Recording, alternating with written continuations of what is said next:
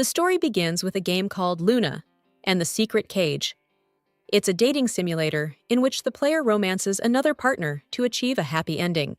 She was known for her complexity, but now the girl thinks that maybe she got too carried away with her. After all, she fell into eternal sleep on the day she passed it, however she was reborn. And now there is Remillion, the daughter of Luna, who is the main character of the game. The girl was reborn after the main storyline ended, which meant she couldn't change the original narrative. Moreover, her mother was imprisoned by her father and the villains of this story, that is King Varus of the Alux Kingdom. And the girl ended up in a world with a bad ending. The young lady's mother turns to her daughter at this time and asks if she wants to look at the stars. She also asks if the girl knew that they, that is the elves, can read them. The little girl asks if they can really read the stars. The woman replies that it's true, and for example, they can predict the weather using them, after which the little girl says that she also wants to learn. The woman says she'll learn, and she's confident she'll do it quickly.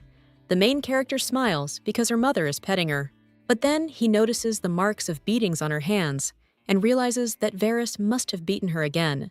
The young lady also thinks how poor her mother is and understands that she cannot allow her to disappear in this place.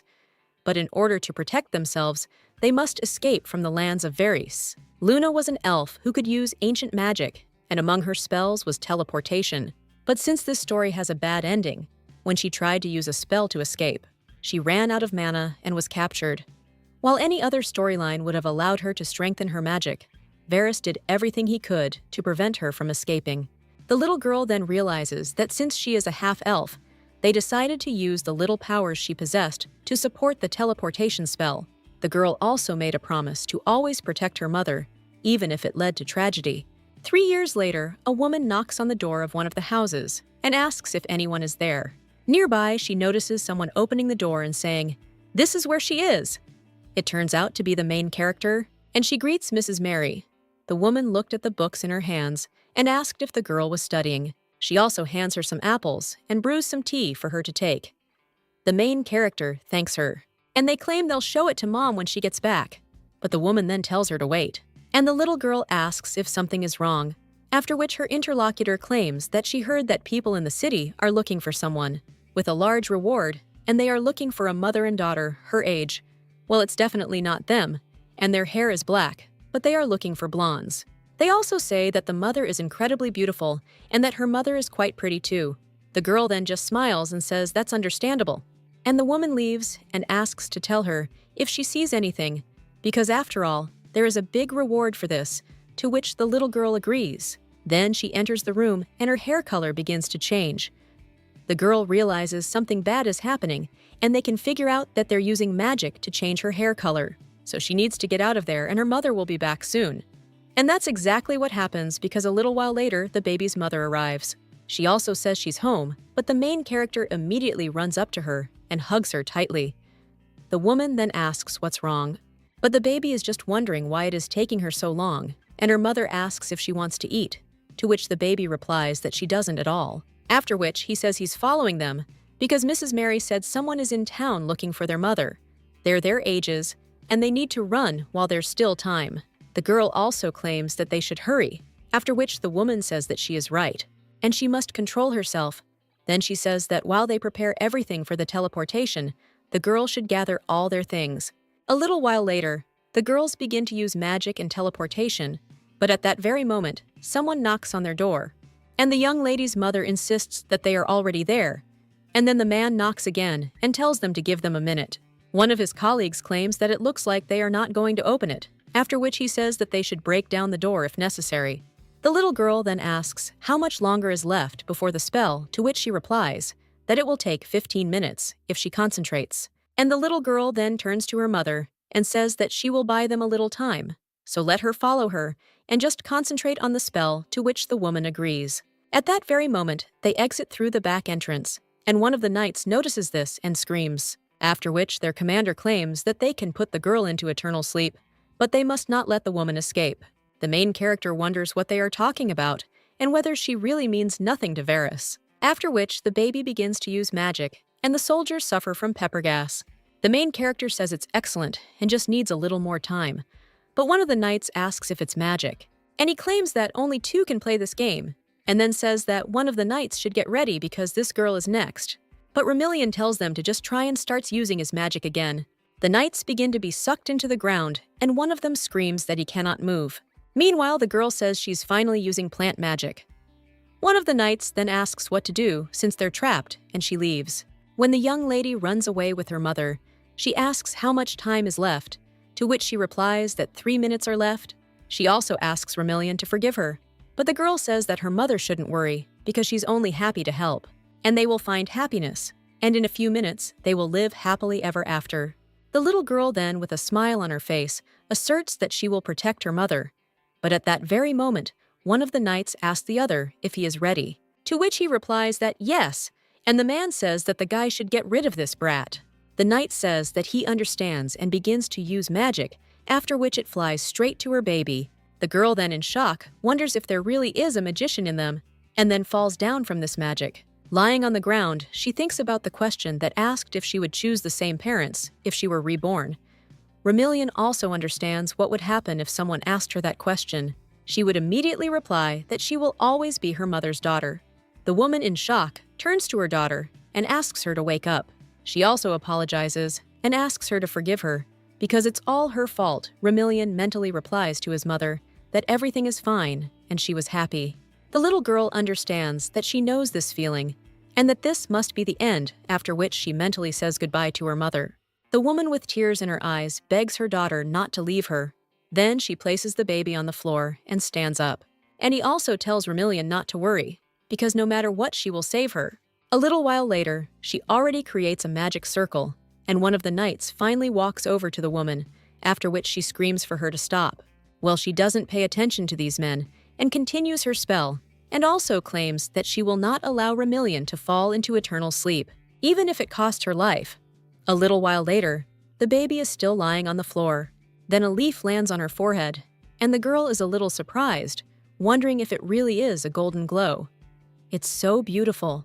Well, then she suddenly remembers being hit by magic, but realizes that she did not fall into eternal sleep, and she wonders if she dreamed it all. But then she still doesn't understand where her mother is, and whether she healed her. The little girl also doesn't understand where all the knights have gone, and thinks that it's all that iron. So that means they didn't teleport, and the girl understands that the village must be somewhere there. However, when she approaches it, she wonders if this is the village of Rothby. The girl realizes it must be her, but this village looks almost new. Remillion continues forward, but suddenly bumps into someone, after which he falls to the floor, and the woman asks how Leon is doing, and claims that it looks like the girl is not from around here. She also asks where her parents are, and the main character looking at her is surprised. And he also wonders if this is Mrs. Mary. Remillion understands that she must be over 50, but she looks so young. At this point, the woman hands the girl an apple and says that she looks hungry, after which she asks if she wants to eat. She claims that this is their first harvest in the village, and the apple is very tasty, and the little girl wonders if her guesses are correct. After which she asks what year it is, to which the woman replies that it is 1840, and the main character understands that it was 20 years ago, and she should also be born in 12 years. Well, now she found herself in the past. A little while later, when evening came, Mary took the little girl into one of the rooms, and he tells her to rest because she's probably tired. The baby thanks the woman, but when she goes into her room, she hears others talking about whose child it is. Another woman says that she doesn't know, and it seems that the girl is in shock from the loss of her mother and doesn't remember anything. At this time, the little girl sadly looks out the window and remembers her mother's words that she will not allow her to fall into eternal sleep, even if it costs her life. And now the girl cannot hold back her tears, and also understands that her mother sacrificed herself for her. But then she is surprised and realizes that this year her mother was still alive, and also the game called Moon and the Secret Cage started in 1845, so there are still 5 years left, and maybe she'll be able to change her terrible fate. The little girl also understands that she can make her mother happy because she knows how everything will turn out. Well, then, she suddenly notices some kind of glow and wonders if it is golden, or if it was just moonlight. The girl also hears words that she will put an end to this terrible virus and thinks that this is probably that very light. And the little girl doesn't understand whether this is because she had a desire to change the future. She understands that if a person goes back in time and puts his parents into eternal sleep, what will happen to him? The baby thinks that the future in which she was born will disappear, and this means that she will not exist at all. If she changes the past, the fact of her existence could be erased. Well, she remembers once again her mother's words about not allowing her to fall into eternal sleep, even if it costs her her life. And the girl understands that her mother gave her life for her, and if she had not done this, she would no longer be alive. Therefore, now the most important thing for her is her happiness, and she doesn't care what happens to her because she loves her mother and wants to meet her again. Remillion understands that there is only one way to defeat Varys and save his mother, because she must meet him. After which, the little girl opens the huge gates and enters the room where the worker sits. Here he is, a little surprised, and greets the little girl. But then he is silent for a while, and after that, he screams in shock, asking how she opened the door. After all, it's protected by a magical seal, and a little girl opens it. The little girl greets him and claims her name is Remillion. She also came to see the building's great master. Afterwards, the man asks if she has an appointment, to which the little girl replies that she doesn't mind waiting. However, he insists that she has an appointment, and besides, waiting takes a year. At the same time, someone is being mean, so everyone should get ready because he's coming and everyone should go to their places. At this time, the man turns to the little girl and tells her to write her name on the list, but the girl immediately turns around and starts using magic. The man then asks in shock if this is a magical symbol, and if she is going to attack, after which he uses magic himself, with the help of which he creates the shape of a rope and screams for the girl to stop immediately. He asks who she is since she uses magic, but the baby's hair color is only just beginning to change. The man asks if it was a disguise. At that moment, someone else enters the room and asks what happened. The man then apologizes to the great master and tries to explain something, while the main character interrupts him and claims that she came to talk to the master. She's also an elf. The brunette she's addressing is a grand master and archmage named Cage Rel. The little girl promises it's worth his time. Meanwhile, people around her ask if it's really an elf and insist it can't be. And the guy who works at the reception asks if the girl knows that lying is bad, and whether she really thinks that His Excellency will believe this nonsense. At this point, someone else approaches them and says what a beautiful child this is, and also asks if they think so. This guy is the main assistant of an archmage named Vidian Kleiselmer. At this point, the brunette turns to his assistant and says, "That's enough." After that, everyone falls silent. But Vidian, smiling, asks what they'll do with her. Cade replies that she should go ahead, as he'll interrogate her personally after the meeting. After which, the archmage's assistant turns to the little girl and tells her to come with him. The girl agrees in response to this, and also wonders if the man really was talking about an interrogation. Although she also thinks that she doesn't care what happens to her, believe me, she must first of all protect her mother. After all, she deserves a better future. The little girl then walks into the living room and is a little surprised, because she thought they would lock her in. The blonde asks to be allowed to introduce himself, after which he claims that he is the main assistant of the archmage, named Vidian Kleiselmer, and that he is also at her service. The little girl then greets him with a smile and calls him by his first and last name. The man says she can just call him Vidian, after which the little girl calls him Mr. Vidian. Well, he says with a smile that just the name is enough. Well, it doesn't matter, because over time, she will get used to it, after which the little girl with a smile on her face says that it's good, and her name is Remillion. The boy is touched by the baby's smile and says what a wonderful name it is, after which he says that since they have a little free time, if Lady Remillion doesn't mind, why don't they tidy her up and dress her up a bit for her meeting with the Grand Master? The little girl then looks at us in our clothes and asks if she is really that dirty, after which the guys answer that no. The girl continues to sniff you and insists that the journey there must have been too long. Vidian realizes this isn't what he meant, after which they stated that this is not necessary if the baby feels well. But the girl says that everything is fine, and she will wash herself, after which the deputy archmage thinks that at least she is not upset. He also says that it is good, and then let the lady allow him to call for an assistant. Vivian runs her finger through the air and uses magic, after which a girl appears there, named Quare. The main character thinks how beautiful this girl is and wonders if she's really a robot. Vivian says it's his friend Quare. The girl replies that she rejects that notion, and the blonde asks how she could say such a thing after everything that happened, and it hurts him. At this time, the girl claims that if she experiences any painful feelings, she needs to undergo an examination at the medical center on the 25th floor. The main character watches all this and Vidian, noticing this, asks for forgiveness. He also claims that from now on, Quare will be helping her. He also assures her that her guest is in good hands. The robot girl replies that he is, and in much better hands than Vidiana. The guy then asks if she's serious. But at that very moment, he receives a message, after which he says that it's time for him to go, and they will see each other again. The main character watches him leave, while Quare asks if he should prepare the girl's bath, to which she replies that she can do it herself, but the woman then asks if there is something wrong with her service, to which the little girl replies that, of course, this is not true, and that she is, after all, an uninvited guest. And they're both too kind, and she doesn't even know how to react.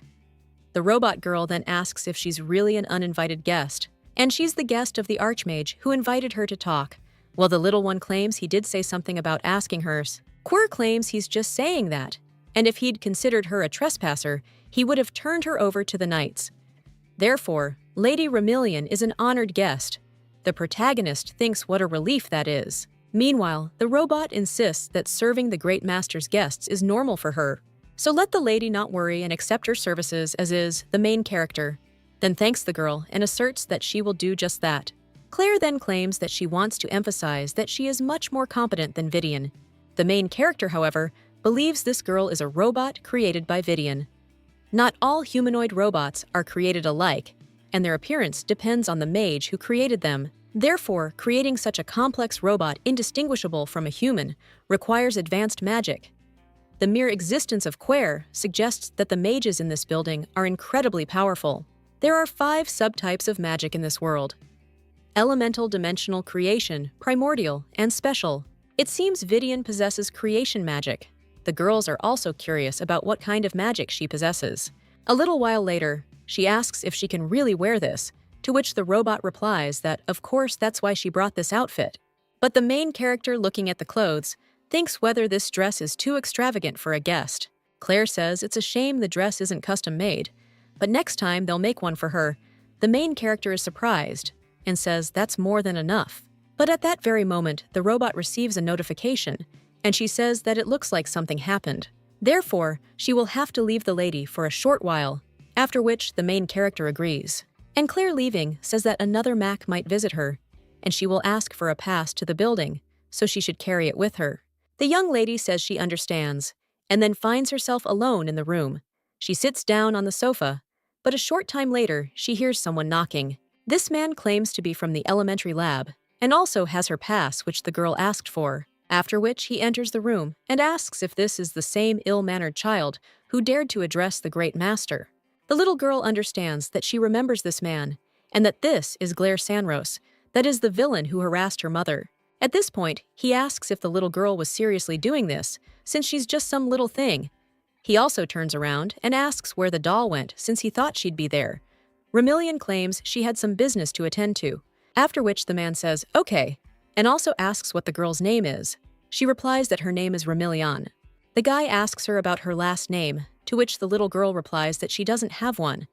The villain wonders if she's such a loser as she thinks she is that she can just walk around there. The girl then realizes that it seems he has remained the same non-entity, and then she asks what the old man's name is. But he claims that he is not an old man to her, after which the little girl changes and asks if it would be better to call him an old man. Well, the man gets angry about this and only then claims that it's not that important, and his name is Glare Sanros, and let the girl not forget it. The young lady then thinks that she only needs to see how angry he gets over one word. And this guy thinks he's so cool. The man, meanwhile, insists that he's sure they'll figure out she's a fraud without his help. And the young lady is thinking, what is this about? He himself was the one who spread rumors about her mother being a fraud. Now she is the one. And the man claims they said elves are amazing creatures, but she's an exception. The little girl then thinks what an idiot he is, and also that he's a complete jerk. He considers women stuck in trouble, even worse than she thought. The girl also realizes that her mother had to deal with this jerk. And on top of that, he's more reckless than ever, because he's only there because of his connections. The baby also understands that Glare is the rotten apple of this building, and if she gains Cage's trust, she will immediately finish off this man. A short time later, a robot enters the room and apologizes for being late. She also assures him that the Great Master will be free soon. The main character then says there's no need to rush, But the woman claims she was gone for 14 minutes and 27 seconds and apologizes for letting her guest down. Remillion insists everything is fine. And the robot says that this is good, and also asks if the lady needs anything, and maybe he should bring her some tea. The little girl then says no and thanks her, but asks if she can ask something, after which the woman claims that she will answer all the questions, and the young lady asks, "What a man the Archmage is!" Claire pauses to reflect, and a little while later, she claims he has a disgusting personality, and he also calls such a beautiful robot like her a useless doll. Remillion understands that even if the robot says such things without emotion, things are probably worse than she thought. But Claire tells Lady Remillion not to worry. Everyone her wishes will come true. The girl then replies that she didn't say anything, but the lady with the blonde hair says that according to her data, there is a high probability that Lady Remillion came there to become the Archmage's apprentice. But the little girl says she had no such intentions, and the woman insists she's sure that after a few training sessions, the Archmage will see her potential.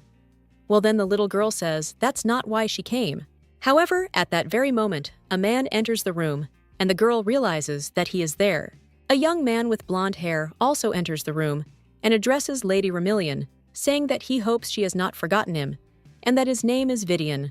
The girl insists that of course she hasn't forgotten, and that he is Mr. Vidian Clyelmer. The blonde man is then surprised, and says that the lady even remembers his full name, and frankly, he's touched, because she has an amazing memory. But at that same moment, the brunette turns to Vidian and tells him to be quiet. The main character understands that this guy has an incredible power of presence, and she didn't even realize it right away. But he's quite frightening. The young man with blonde hair only smiles after this, and says that in front of the lady is the owner of this building, that is the Archmage Cagerel. He also asks if he is not handsome, to which the main character replies that he is. And the young man with blonde hair says that it looks like she doesn't agree, to which the little girl replies that this is not so. The robot woman says that this is completely normal, because he may be outwardly handsome, but this does not mean that everyone should like him. The little girl then looks at Cage and realizes that he seems angry. Then the girl says that she is imagining it, that the owner was the most handsome she'd ever seen, after that silence fell between them. But Vidian interrupts him by starting to laugh and saying what a relief it is, because usually everyone is afraid of the brunette. And frankly, he doesn't use his face properly, but today he succeeded. After which they head to the doors, and the robot states that unfortunately, she cannot agree with Lady Remillion's statement, and she'll see it all soon. The little girl then wonders if she's really gotten it all wrong again, after which she bows to the man and apologizes, and also says that she did not mean to offend him.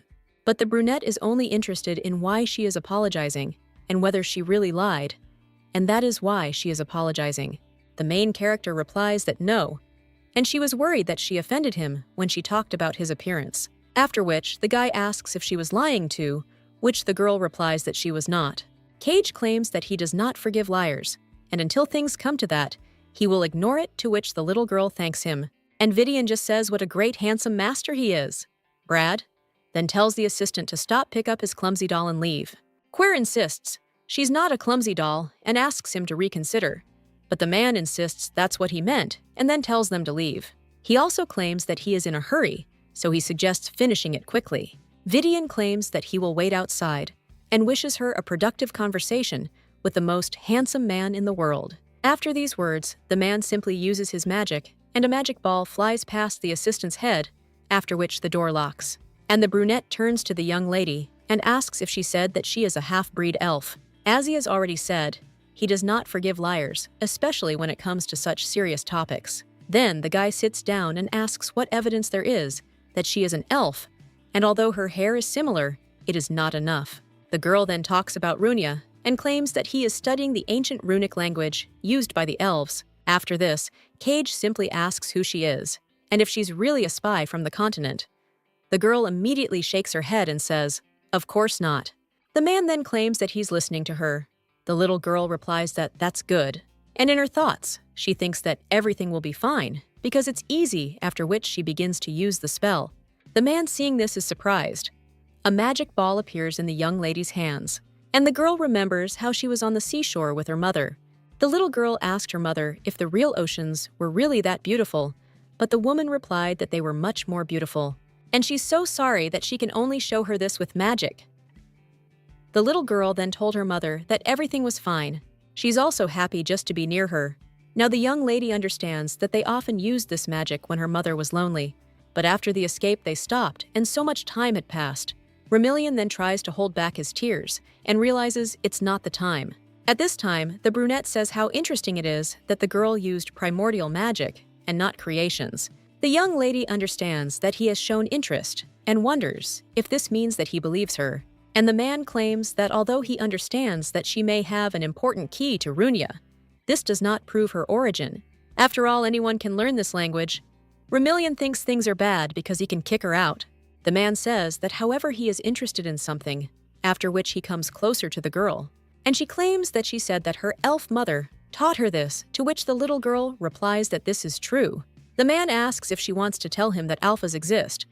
Remillion replies that she does, and that's why she came to him. She wants revenge, so she asks to stay. A little while later, the assistant turns to the archipelago and asks what he's talking about, saying it's too harsh. The man then asks what exactly, to which the guy with pink hair replies that he is talking about the condition that he put the young lady. Vidian wonders if it's even possible to win a gem duel against their mage, and he understands that she has talent, but the girl is still a beginner. Brene claims that in the entire history of the archipelagos, there were only 2 students, and they both ended up in Edifice after defeating the mage. So if he'd just accepted this girl, who knows what would have happened?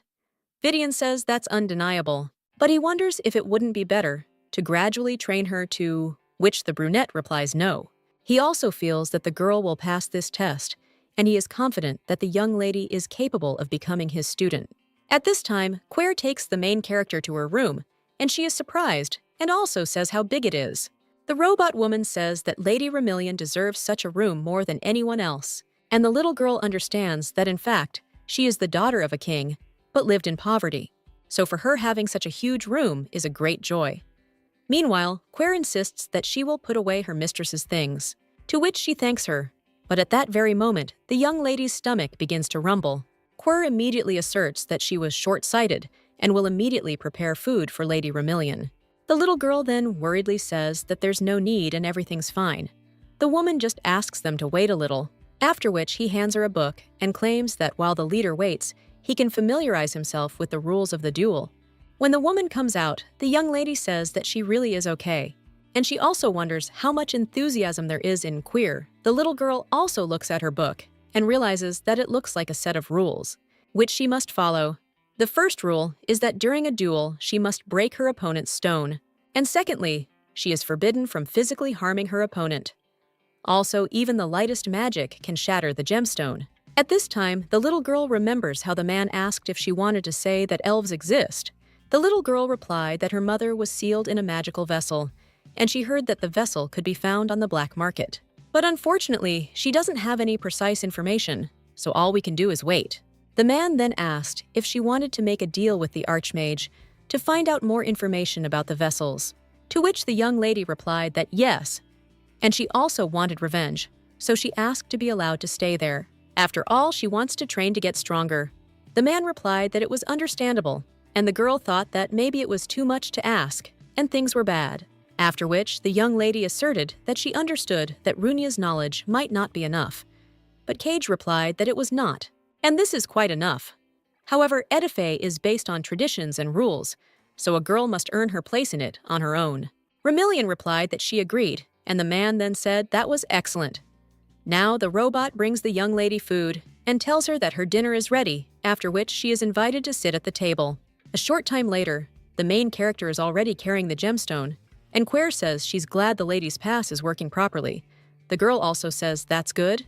The pink-haired lady then asks if she can ask who gave it to her. Remillion claims it was a man named Glaire Sanros. Quare asks if the girl just said Senros. She then asserts that she's sure he caused the lady a lot of trouble. After this, the main character only answers with bewilderment that yes, and to be honest, he insulted her until the very end and called her a fraud and a brat. The lady with pink hair then says that this is unacceptable, and this parasite must be fought.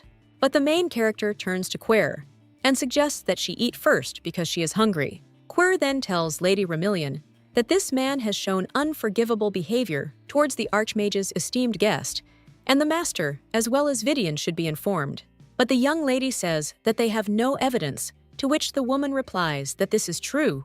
Remillion also stops and says that everything is justified and normal, however. She wants to be the one who repays him for everything. The robot then asks what the ladies mean. The main character claims she will challenge Claire Sanros to a duel. The girl realizes she immediately knew who she would choose when she heard about the duel. And she has 3 reasons why it should be him. The first is that he lacks the skills to be the mage of Ediface, and the second is that she won't feel bad if she beats him because he deserves it. And the last and most important reason is that she had already managed to study his behavior in battle. His fighting style and personality therefore know how to defeat him, and if she uses her knowledge, she can undoubtedly win. At this time, the robot claps his hands and says that Oka is Oka, and this is a wonderful plan. The girl claims that she read this in the manual, and the Duel of Gems is a place where pride and self-esteem are teeming. The woman claims that this is right, and even more so if someone loses to someone who looks much weaker than him. The girl then says that Claire said it perfectly, and she plans to win. After which, the woman says she'd like to point out that this pest uses elemental magic, which is beneficial in duels. He especially uses ice magic. After which, the woman asks what kind of magic the lady has, too, which she replies that she doesn't know yet. Claire says it's interesting, and still wonders if she can use her power. Remillion replies that her mother taught her ancient elven magic. She's also only read about modern magic, but hasn't studied it. The maid then says, the lady is a genius, but she somewhat surprised claims she highly doubts it. Then they approach the table, and the robot claims she's prepared a modest dinner, and she also hopes that the lady will like it. But the main character looking at this whole table asks if this dinner is really modest. The lady with pink hair replies that since she doesn't know her preferences, she prepared different options of dishes, and the young lady realizes that there is no middle ground for her, after which she tries to smile. A little while later, she sits down at the table and remembers her mother, who handed the girl potatoes. She asked if it was tasty, and if there would be more. The young lady then asked, what about her mother? But she replied that she wasn't hungry. Now the maid asks whether the lady didn't like the food, to which she replies that it wasn't at all, and everything is wonderful. But the lady with pink hair asks if the lady has already eaten her fill, and the child needs to eat a lot. Remillion then says that she just suddenly remembered her mother, and she is now in a dangerous place. She also feels bad about being the only one enjoying such delicious food. The maid only looks at the young lady after that, and she thinks she shouldn't have said anything and then continued eating. Now she feels worse because Claire prepared all this for her. At this time, the robot asks if the lady would like to talk to the Archmage about her mother's situation. The girl then replies that yes, and the woman claims that she also understood that since she is an automaton, it is difficult for her to understand the entire human spectrum of emotions. However, her creator Vidian is full of family love, so she can draw some conclusions. And her appearance is that of Vidian's late older sister. The young lady is a little surprised after these words, and she also understands that behind that smile lies a sad story. The woman, meanwhile, asserts that she dares to imagine how her mother would feel. She would be sad that the lady eats so little. The young lady then remembers her mother and says that Claire is right, after which he thanks her and also asserts that he will eat well for the sake of his mother. At this time, Claire is among the wizards and wonders why everyone is staring at him. A little while later, he knocks on the director's office, and the director tells the man to come in, after which Claire also apologizes for the intrusion. The man then claims he hoped he had a wonderful morning and was just about to call him. Claire claims that he knew it, and he was wondering why everyone was staring at him, after which the guy asks if something happened, and the man replies that it is connected with that little elven girl. The brunette then asks if the man is talking about the swindler, but his interlocutor replies that he has no idea how she managed to convince him. However, the great master chose her as a candidate apprentice. Claire then merely smirked and said that this freak had completely lost his mind. The man tells Claire to watch her language, and also states that according to tradition, the girl must first win the gem duel, and only then can she become a student. But the villain claims that this is simply ridiculous, and his interlocutor says that Claire will be more surprised by another, and this spawn has chosen him as a rival. Claire then says it looks like the man is joking, while his interlocutor says that if the girl loses to him, people will start to doubt the all-powerful Grand Master. The brown-haired man then says that he is the director, and he thinks several steps ahead. The man also says that the guy should hurry, after which he hands him a letter. And he claims that the fight will start in 16 minutes, which is why the guy arrives on time. And when he is about to leave, he turns to the director again and asks if the girl challenged him in the morning. His interlocutor replies that no and only recently, and it also seems that her plan is to catch him unprepared. But let the brown-haired man mean he has the right to refuse. Glare then asks if he's really going to refuse a fight with this firmware, and he won't even have time to lift a finger before she falls. The director said it was true, and the guy also claims he'll make sure she gets a little scared, and that's only because causing harm is prohibited. The director then wishes him luck, but still wonders why he's so anxious. Perhaps they should be cautious, after all. There must be a reason the girl delayed the duel until now, and maybe she's a savant.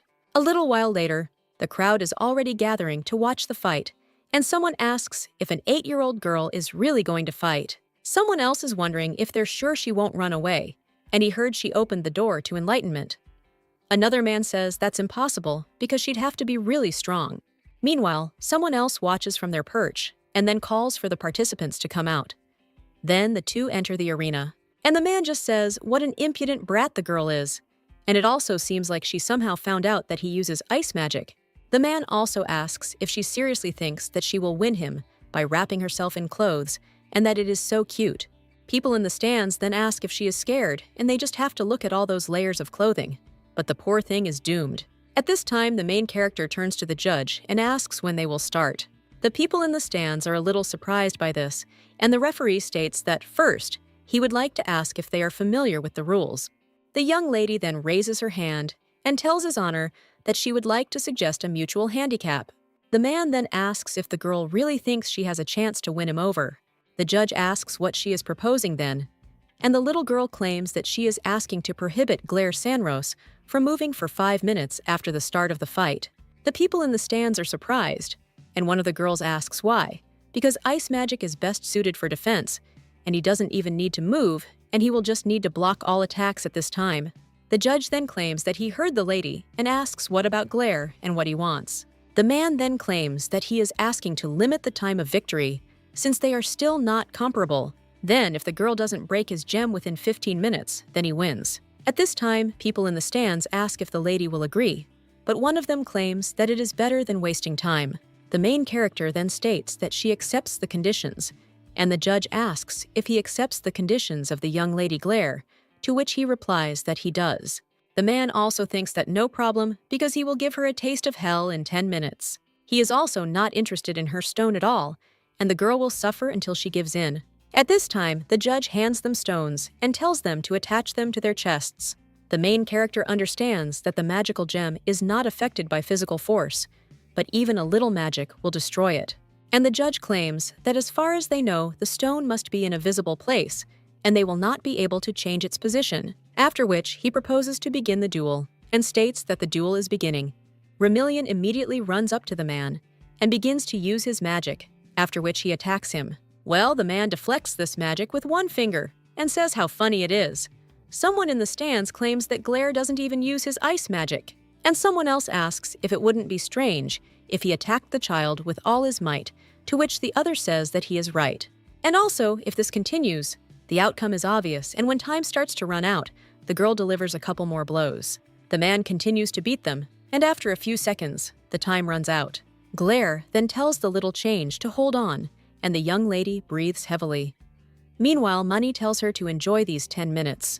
At this time, someone asks if he is really going to end this, and the man created a huge magic circle. Someone else then says that those 5 minutes were so boring, and he could have finished it faster. Someone from the stands also says that Glare should finish her off, saying it's so boring.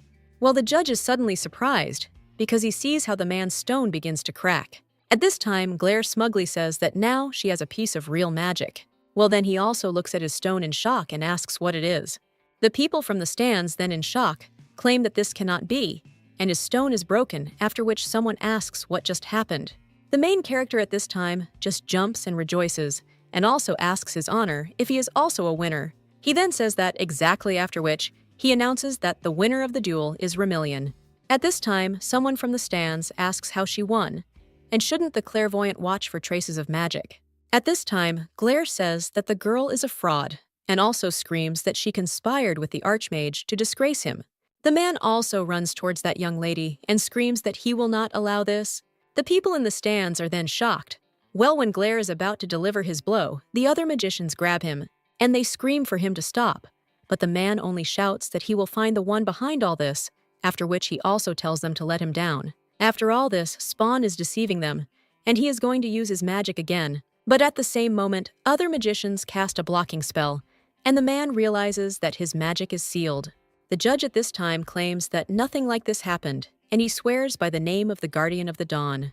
At this time, the main character says that, finally, after which she takes off her hood, and people looking at her hair say how amazing it is and ask if she really is an elf, or if she is lying to get attention. At this time, Glare screams to be put down, and the girl turns to him and claims that she will show him exactly how she won the fight, after which she begins to cast a spell, and people ask if she really drew a magic circle. They also see the whole picture and ask if this is ancient elven magic. But this is impressive, and this barrier is practically low-level static electricity. But it worked, because the gemstone only needs the slightest magic to break, so there's no need to use strong magic. The little girl insists that she was actually wearing just enough clothes so he wouldn't see her mouth when she cast her spells, and all those little spheres are a trick to distract him. People then ask if she really used the scarf on purpose, and this girl is simply something the young lady understands, that because Glare so greatly underestimated her, he didn't even think to use clairvoyance to observe her, and if he had used it, she would have lost. And this is all the power of information. At this time, Claire runs up to the young lady and hugs her, and says that she and Vidian believed in her. When a woman starts to spin around with a young lady, the latter asks her to stop and says that she feels dizzy. The woman then apologizes for being overly happy, and Remillion asks if she really knows how to be happy. The woman then says that it was because she knew how hard the lady trained, and she definitely deserved to win. At this time, someone else approaches them, and the people in the stands say that this is a great master.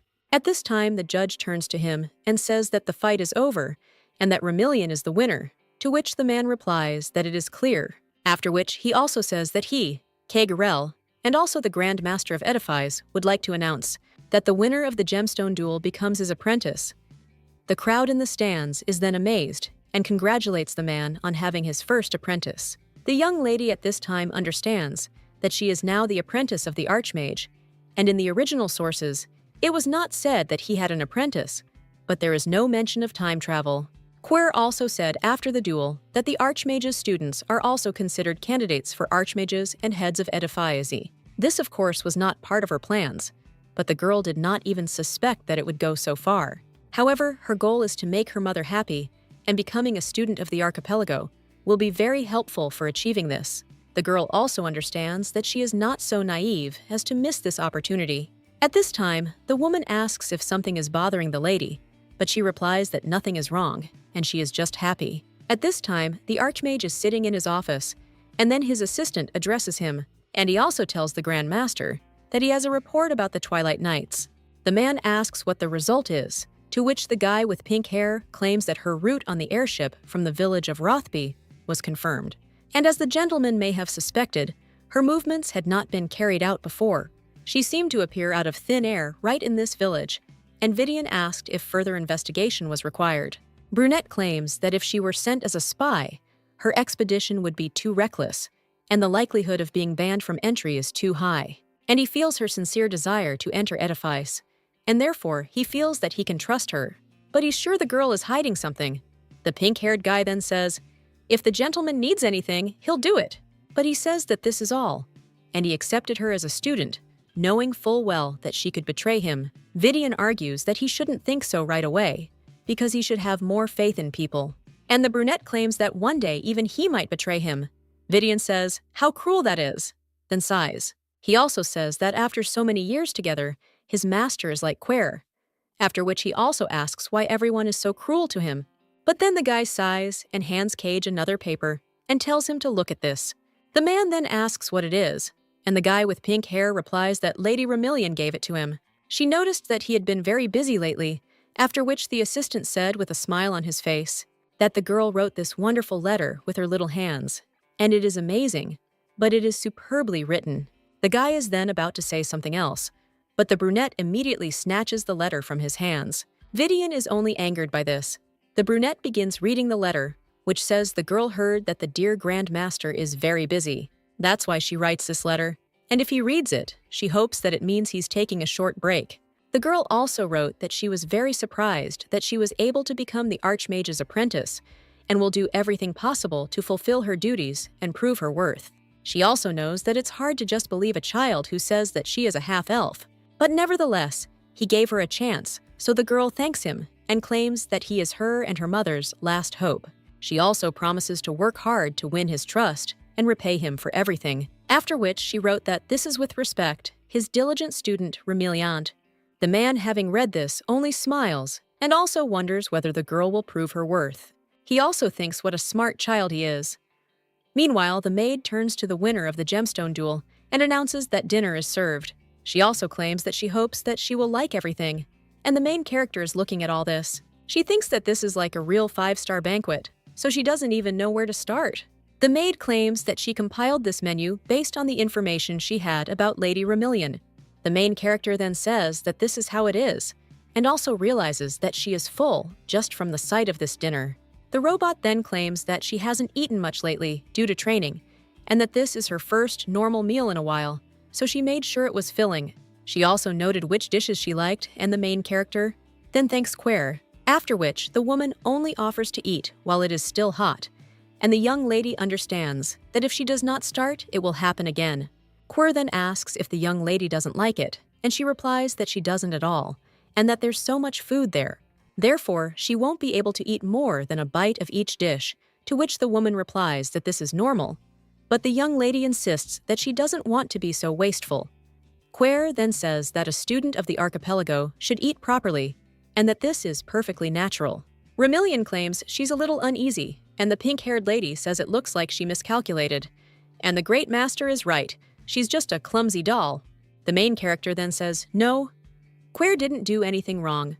After which the little girl asserts that she'll eat as much as she can, and their woman says that's excellent. The young lady then thinks that she should have just thanked her for the food, and that they would be together for some time. She wants them to understand each other and feel comfortable, but since Quare is not human, she is not sure about this. When the young lady eats the food, she thinks it is very tasty, and a little while later, she finds herself in bed and the maid wishes her good night. The main character also wishes her good night, but then thinks that the motorists are probably asleep. Remilian realizes that she has been watching her every move since dinner, and Quare is trying so hard to please her, feeling like a robot maid. Then the young lady also yawns and realizes that the duel must have taken a lot of her strength because she was so tired. And she will sleep soundly, but the girl also looks at the robot maid, and he wonders if this is really the golden glow again, after which the baby falls asleep. And when she opens her eyes, she doesn't understand where she is. At that very moment, someone addresses her as their child, and the young lady with tears in her eyes realizes that this is her mother. Then she turns to her and asks if it is really her, but she missed her so much. At this time, the woman tells Remilian to come to her, and the young lady does so. And she also says that this is a dream, after which she once again turns to her mother and says that she always called her Leon. The baby also says that she is glad to see her again, but then suddenly, she feels some kind of flow of air and wonders what it is. After which, he hears someone's voice, who claims that he believes that using only hints from her memory will not help. The main character looking at this man asks who he is, too, which he replies that his name is Ahimel Gnosis. He is also a dragon that controls the space-time continuum of this world. The main character is then a little surprised, and the dragon claims that she has violated the sacred continuum, so let her go back where she came from and disappear. He also growls at the young lady, and she realizes she's too weak to resist him, after which the dragon begins to use its breath, and the young lady remembers her mother. And he also apologizes to her for not being able to save her. Then the little girl realizes that this fire doesn't burn her, and wonders what happened. The dragon falls and begins to shrink. The young lady realizes she's withstood a full blast of the dragon's breath, and can't even comprehend how she survived. She wonders if this is really a dream, but she has a feeling that this is not a dream at all, after which the young lady opens her eyes. And in shock, she asks what this is. Then she gets out of bed and sighs, wondering what a strange dream this is. The girl starts to get down from her bed and realizes that she wants water, but sees some boy in front of her, and he realizes it wasn't a dream after all. The young lady then apologizes and wonders if he's really hurt. But the last time she saw this dragon, he was exactly the same, and maybe when he attacked her, something went wrong and he got hurt. At the same moment, someone knocks on the door of the room, and the main character wonders if someone really came at such and such an hour, and maybe it was Quer, and she probably came to check on her because of the noise in the room, but if she comes in now, it will be bad. After which, the young lady immediately runs to the door and screams for her to wait and not to come in. But at this moment, the maid already opens the door, and the young lady thinks how to explain all this to her. The lady with pink hair claims that she is still incompetent and says that these were asleep. The main character then turns to Quer and asks if she is okay, but she only says that it is not okay and that it is okay. Remillion thinks that everything is bad and that Vidian needs to be told about it, but it is now the middle of the night. The young lady also says that Quer seems tired and needs to rest. The woman simply says that she's obligated to take care of her and is a useless fool. The main character, however, says that's not true and that Quer is amazing. However, she once again insists that she must take care of the animal. The young lady then replies that it's a long story, after which he looks at the dragon, and the maid claims that Ediface pet is permitted and not permitted, as well as anxiety. The main character vaguely understands what she's talking about, but claims that everything is not so, after which she also sees this golden light and thinks why Quer is glowing like that. At this time, the girl claims that she is analyzing, and the young lady is interested in what is wrong. But the woman only claims that there is a warning about the invasion, and this needs to be stopped. At this time, the dragon opens one of its eyes, and the main character only screams that it is not there, after which she begins to use her magic. And he tells Quer to stop, after which she freezes in place, and the young lady thinks that, thank God. The immobilization spell works on the robot as well, but it doesn't last long, after which the girl immediately runs up to the dragon, and he lifts him up in his arms and asks him to stand up. Remillion understands that, according to the story, the dragon brings harmony to the world. Well, she also remembers how he said that her existence distorts matter itself, and the girl understands that she knows that she has disrupted the flow of time and space, after which she thinks whether she could be the reason why Quer is in such a state, and she was glowing strangely before all this. Remillion once again asks the dragon to wake up, and also asserts that she will do everything possible to help him. But at that very moment, some smoke begins to appear near her, and the young lady wonders what is happening, and she can't see anything. But at that very moment, something pushes her away, and the girl falls to the floor, after which she sees a dragon in front of her, who says that she has sinned, and then says again that she is a sinner. The young lady then wonders if this is Mr. Dragon, but the guy only tells her not to call him strange nicknames. He also mentioned his name, and wondered if she hadn't heard the main character, then tries to remember his name, and says it's Ahim and something else, after which she calls the dragon Mr. Akim, and he asks how she dared to cut the noble and the medallion, and this is unthinkable. But the young lady is thinking about how charming this guy is. The young man just turns away, and the main character apologizes and says it's just that his name is so long. She also tells Mr. Akim that she has a small problem here, but the guy just says that the problem is that she is the goddaughter, and the girl says that she is serious because it is very urgent, and they do not have much time. The guy then turns to the maid and says that he understands the problem is with her. The girl says that her friend started to behave strangely after she started to glow golden. She tried to attack Mr. Akim, but he temporarily immobilized her. However, she didn't mean to, so the girl asks not to punish Quer. The guy then asks why he acted so rashly. The girl claims it was because he attacked her out of the blue. However, he says he had his reasons, and the young lady claims that maybe it's because her friend is acting so strangely. Well, the guys reply that it's true, and the thing has some kind of malfunction. Remillion insists she's not a thing, and her name is Quer. The dragon, however, insists that he acted hastily based on rational considerations, and he must also restore harmony in the world, and Quer is under the influence of chaos. So as the girl already understood she was the culprit, the main character then asks if this is why the dragon tried to put her into eternal sleep, to which he replies that not quite, and he tried to erase it. Remillion then asks if he's really going to erase it again, but the dragon asks the sinner if her soul is not of this world. The girl then asks if he means her past life, and Mr. Akim asks if she was originally in another world and remembers everything, to which the girl replies that yes, and the dragon says that then it is not surprising that his attack did not work, because it is because her soul is not from there. The main character then understands why she remained unharmed after the dragon's breath. And the guy claims that because of the ban on attacking the soul of another world, he lost his power. After which the young lady with a stony face says how sorry she is, but the dragon asks if she really doesn't understand how catastrophic this is. And he also lost the power that could seal the spatial rift that she created. The girl then asks if this means that he won't be able to fix Quern. Ahimulnaus angrily replies that this is the last thing they should worry about now. He also tells the sinner to listen, and if this continues, then in 12 years, the whole world will disappear. The baby wonders if it will collapse and talks about 12 years. This is the exact moment when she was supposedly born. The girl wonders if this means she'll fall into eternal sleep now. However, the dragon insists that won't work, as he'll have to completely erase her with his power. And if the dragon's breath had worked, she would have disappeared without a trace. But now, this is impossible. The main character realizes that this is not what her mother wanted when she sent her to the past, after which she also asks if there really is no other way out, to which the dragon replies that there is one. But at that very moment, the robot begins to twitch, and the main character realizes that the spell will soon end.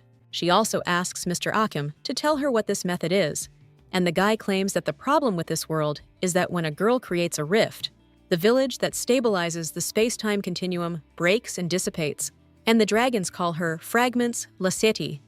One of them must have been absorbed into Quer, and if it were removed, her friend would return to normal. The main character then turns to the dragon and asks him to remove the shard, but the guy claims there's a catch. And this isn't the only Laseti. There are many of them scattered throughout the continuum. Therefore, the girl must gather them all to repair the rift and restore harmony to the world. The young lady then says that this means that the dragon did not need to attack him and could have simply collected the Lasitas. But the guy claims that it took enormous force to upset the balance of the world, and everything is not so simple. The main character then asks if this is really the only option now, to which the dragon replies that it is true, and that their last hope is to collect all the Laseti with their lost power. Then the young lady says that they should collect them for Mr. Akim, and not just for Quer, to which the guy nods and says that this is correct. The young lady insists that Quer will return to normal. There's nothing interesting in this deal for her, therefore she will go to someone else who will help her, and there is no need for them to unite. If he doesn't need her, the dragon then says how treacherous humans are, and that the sages were right that people can't be trusted. But the girl with a smile on her face says that, in conclusion, she will say that he is using her to get his power back. She also asks how old Mr. Akim is, to which he replies that he is 408.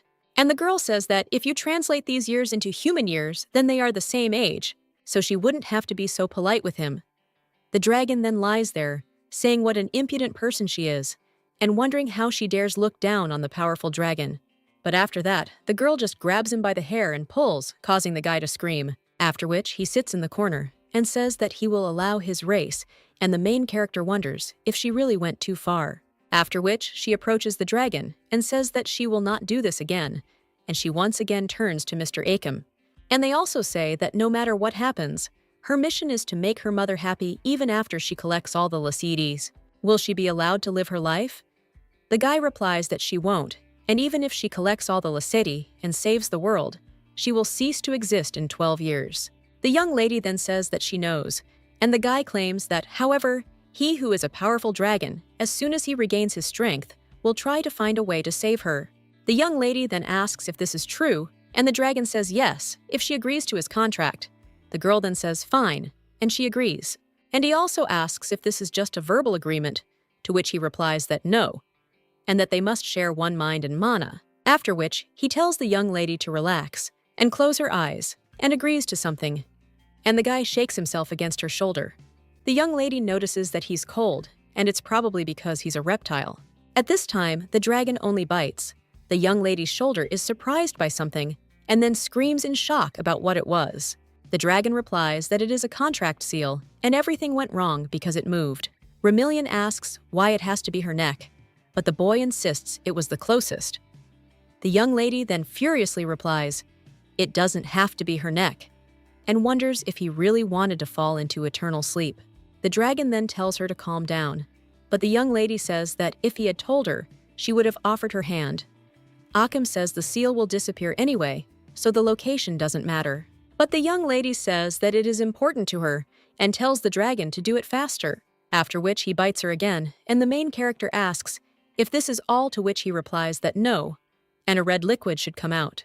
He also says that human teeth are more difficult than he thought, and he will exchange them for dragon teeth. But at that very moment, the young lady hits him on the head, and the guy asks in surprise, why? The young lady replies that he bit her twice for no reason, and the guy says she can now hit him, but the girl says they don't have time, after which he tells him to finally do it. At that moment, the dragon transforms, and the young lady closes her eyes, after which she realizes that there is no one in front of her, and also wonders where he went. After which, the young lady notices a little dragon on the floor, and it tries with all its might to fly, but it doesn't succeed. After which he asks what she is waiting for, and also let her take him in her arms. The main character then turns to Mr. Akim and asks if he can't fly. At this time, the guy replies that he did say that he lost his strength, and the young lady asks if this is true, and also if she holds him, she will not be able to give him her hand, after which the dragon says that she should then give him her neck, and the girl says that since the seal won't be visible, then okay, but the dragon then says that she refused earlier, to which the girl replies that it's because he bit her without warning. The dragon then merely says that they need to begin, and the young lady holds it to her neck and says how impudent he is, after which the dragon bites her, and the girl realizes that goosebumps run down her spine, but then she begins to feel some kind of light, and she also understands that it was just painful, but she was suddenly overcome by a calming warmth. At this time, the dragon tells her to open her eyes, and the girl does so, after which she asks if this is all, to which he replies that yes, and everything is ready. She also looks at the dragon, who is now flying, and wonders if he is using her mana, to which he replies that this is exactly the case. The girl then asks if this means that she can also use his mother, to which he replies that it is possible, but he will not allow it. After which, the young lady says that this is not fair, and the dragon falls to the floor and screams what happened. Remillion claims that it seems like she can stop the drain of her mana, but then she apologizes and promises it won't happen again. But the dragon just turns around and says, "It doesn't matter," then suggests they don't waste time. He also claims that Laseti easily attach themselves to humans. It's also strange that this one chose an object. The main character then says that she is not an object, and the dragon asks if she is really a person, to which the main character doesn't even know how to respond. And Ahim says that in order for her to have Lachey, she must be connected to the young lady by fate, even if she is not human. The main character then asks what it means to be connected to fate, and the dragon claims that this is one of the reasons why he wanted to enter into this contract with the target. And that's because she is the reason why these fragments flew apart. And then the young lady says that these are not just people she knows, but a person or an object that she will meet in the future. The girl then asks if they can also have Laseti, to which the dragon replies that she quickly catches on. The girl says she understands now, but wonders how he gets them out. Akim replies that with people it might be a hindrance, but with objects it's much easier. The girl must find out Lasette's true form, because only then will she be able to pull him out. The dragon also claims it's not that difficult, since Laseti appears in a form familiar to her. The young lady then wonders if it's also from attacks. And he also says that Quer started behaving this way after the golden glow, to which the dragon replies that everything is correct. And the main character understands that the same thing happened to her earlier, and also asks if there is Lachey inside her too. After which, the golden glow begins to occur again, and a card appears near the girl's hands, on which is written about peace completion and fulfillment. The dragon then asks if she recognizes it, to which the young lady replies that this tarot card is called the World, although it's hard to tell because it's reversed. Well, it signifies completion and fulfillment. The dragon then says that she understands, and the young lady claims that in a past life, she sometimes went to fortune tellers.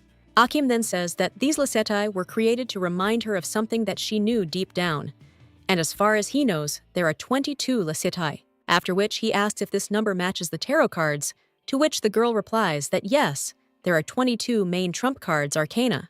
Each card can have many different interpretations, and the guy asks if this means that each of them has its own meaning.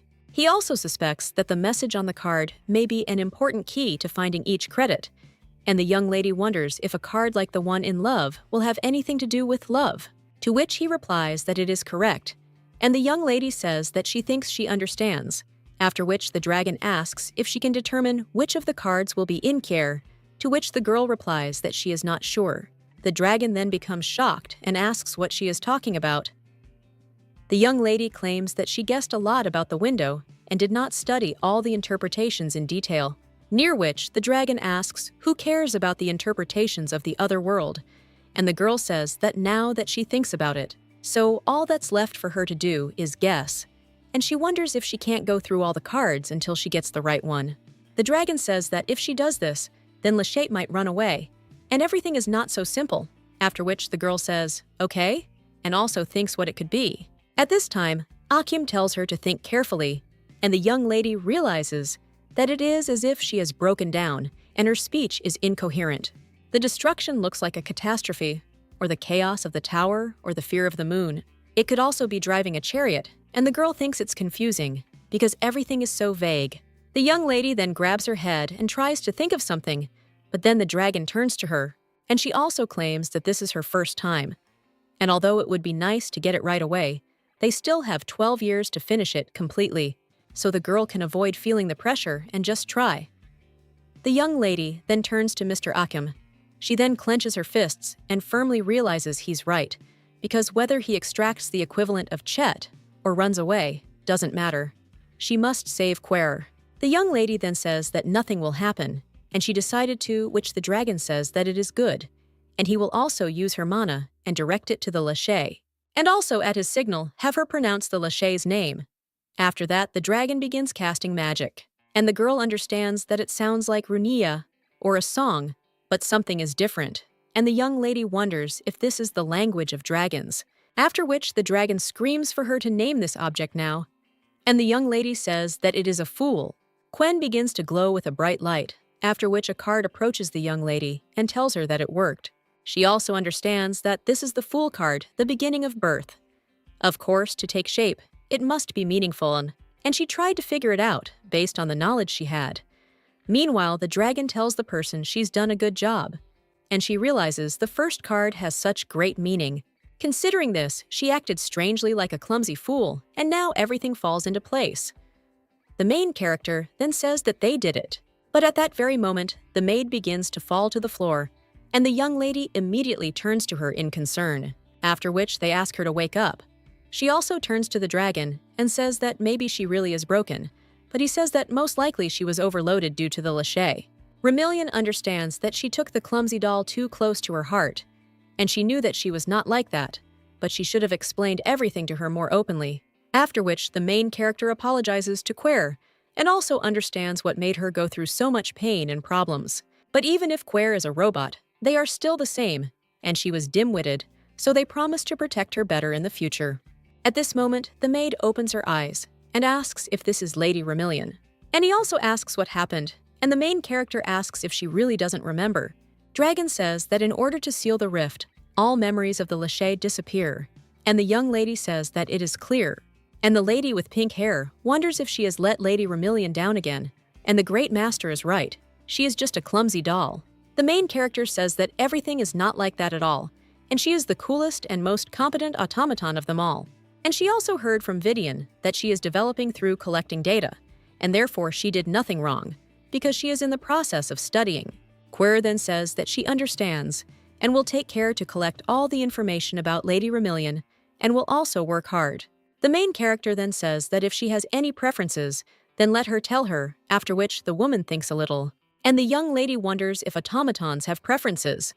Then she tells Quer that she wants to know more about her too, and the woman then suggests working on it together. Meanwhile, the dragon begins to fall again, after which he angrily turns to the young lady and says she promised not to do that again. Quer asks what kind of little reptile it is. The main character picks up the dragon and says it's her pet named Akim. The woman then asks if it's really a pet, and the dragon screams in his thoughts, "How dare this pathetic man call him a pet?" The maid says that in Edifice, mages are allowed to have pets and familiars, so the lizard was approved. And the young lady, then with a smile on her face, rejoices at the dragon, who in shock asks if he is really a lizard, and he cries out furiously that he is a powerful dragon.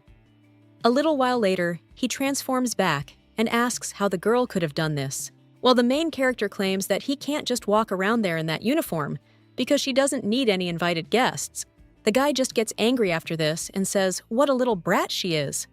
He also yells that he's not a pet and not a lizard, but the young lady only asks him to calm down, after which he says that it's okay, but also states that she should know that for now he is holding back.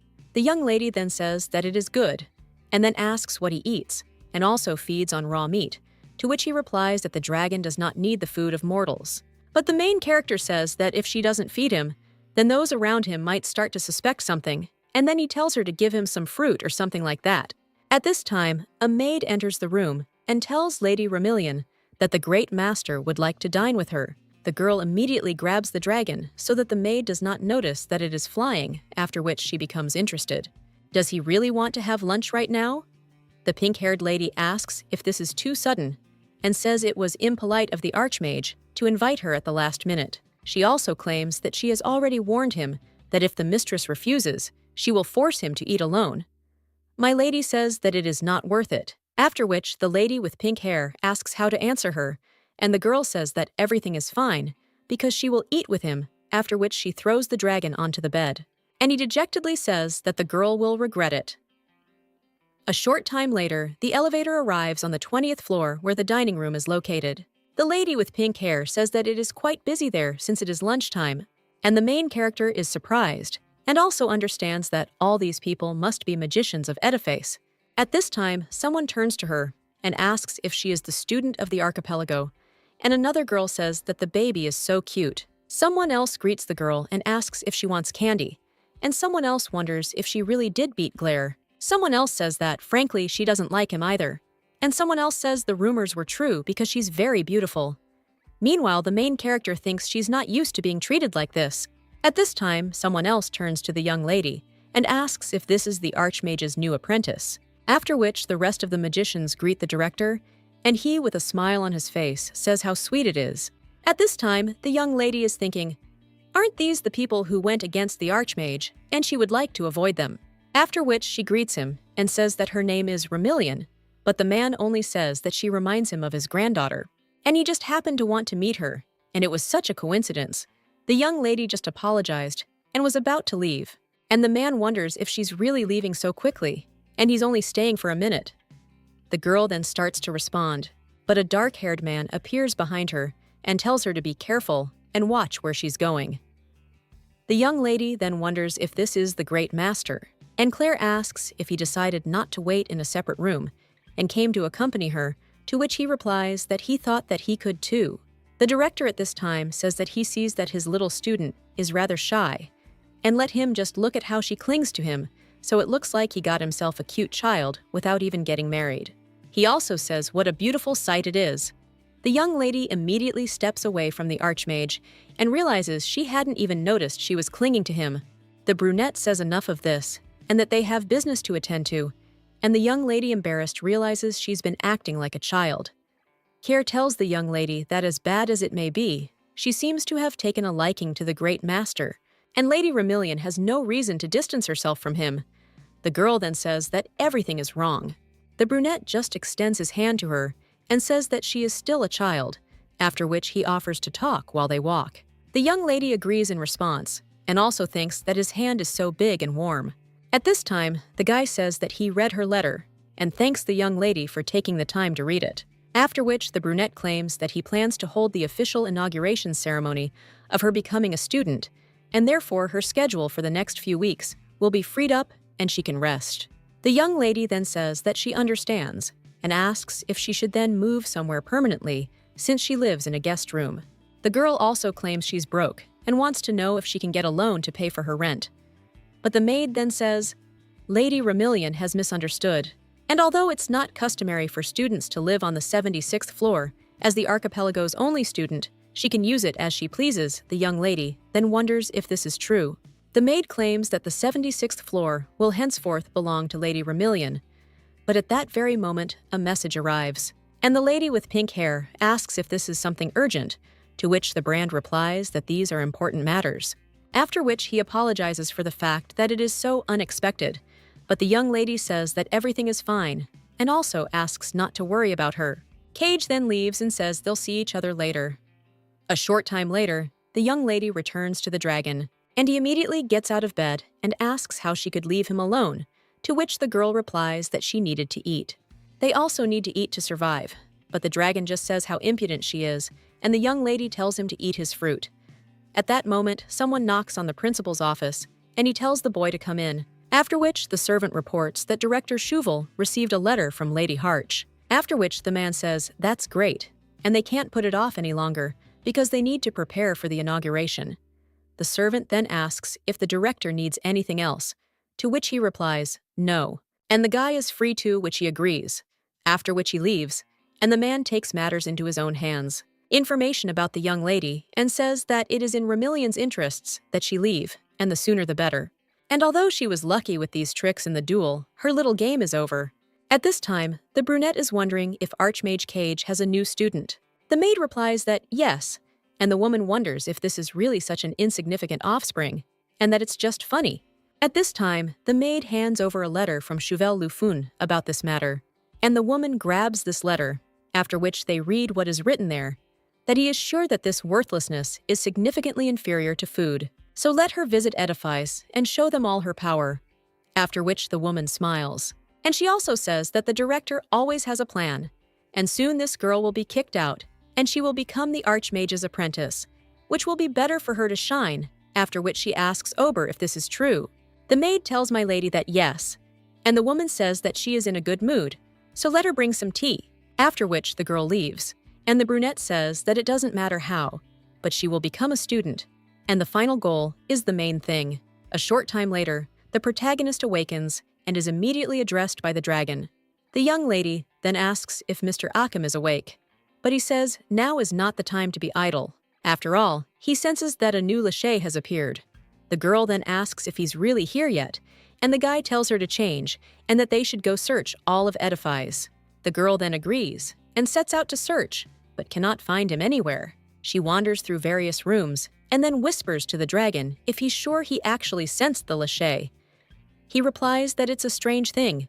He feels a presence, but can't pinpoint where exactly. The young lady then asks if there are any other clues, to which the dragon replies that perhaps the power of her Lachey will help. The girl then realizes that aside from the golden glow, she hasn't changed at all like Querce. Well, if you think about it, the plot of the game becomes more and more clear, and she knew it because she was so deep in her awareness and knowledge of this world. However, the dragon claims that it also allows one to identify cracks in the continuum. Well, the young lady whispers, "Won't knowledge of the game help find the Lachey?" To which the dragon replies that he didn't tell her not to use them, but that she should just remember the consequences. The protagonist then asks what it means, and the dragon replies that it's about the consequences on her mana and psyche. After all, the only thing missing is the use of mana, which means that the mental abilities she developed in her past life could weaken. Her mental age will also decrease, but nevertheless, with short-term use of her power, she will restore them within a day. The main character wonders if her mental age will decrease, and already imagines how she will lie on the floor and cry, and also thinks that it will be terrible. The dragon at this time asks why she doesn't try it right now, and the girl whispers that she won't answer. She's not going to use this card if there's no need. Akim then says that he thought she said that this card would help, and isn't that true? But the girl whispers that there is no need to embarrass himself because of this. At that moment, the young lady hears someone meowing and gets a little scared, after which she turns around. She also asks why the cat is hissing at them. The dragon claims that since cats are spirit animals, she must have understood their true nature. After which, he also asks how dare the insignificant animal hiss at him, and the main character only tells the dragon to calm down. At this point, someone picks up the cat and says it's scaring them. It turns out to be Vidian, and he asks what brings Lady Remillion there. The girl doesn't even know what to say and asks about Mr. Vidian. He says that this is a laboratory of magic creation, and the young lady says that then it is clear. The pink-haired boy then turns to Chi and asks, "What's so annoying about her today?" He tells the protagonist that maybe she doesn't like lizards, after which she also apologizes, but says she needs to go. At that moment, someone else runs up to them and addresses Chi. He also picks up the cat and apologizes for her. Vidian says everything is fine, and the main character watching the guy leave with the cat asks if it wasn't Mr. Vidian's cat. He replies that it wasn't, and that many mages bring their pets to Edifice. So they're used to it, and there's no need to apologize. The guy also says what a wonderful moment it is, and he has something for her, after which he hands over a bouquet and congratulates my lady on her victory, and also states that he is late but hopes she will like it. Also, unfortunately, he has been too busy lately and is wondering if the lady will accept them. After all, she deserves more than just words. And he also tried to find flowers that would suit her. At this time, the main character realizes that Varys's legitimate children from his queen never accepted her as their sister. They came many times to threaten and harass her, years of relentless abuse. She was happy when she was able to blend into the shadows and remain unnoticed. Meanwhile, Vidian addresses Lady Remillion, and the girl wonders if she really deserves all this love. Meanwhile, the pink-haired guy says, "What if she doesn't like it?" Well, the girl interrupts him and says that no, and these flowers are beautiful, after which she thanks him. Vidian, with tears in his eyes, says that he is so glad that the lady liked it, and if she wants something else, she should just tell him. But at that very moment, he receives a message, and the young lady asks if his covenant is the great master. However, the assistant says no, and that it's something worse, after which the young lady says, "See you then, and they'll see each other at the inauguration." The main character understands that everyone there is always so busy, and at this time, the dragon turns to the person, and he says he can't breathe. The young lady then apologizes, after which the dragon suggests they return for now. A short time later, the girl arrives on the 76th floor. Well, at that very moment, someone turns to her and asks if she is really a servant, and if so, then she should hurry up and prepare the room.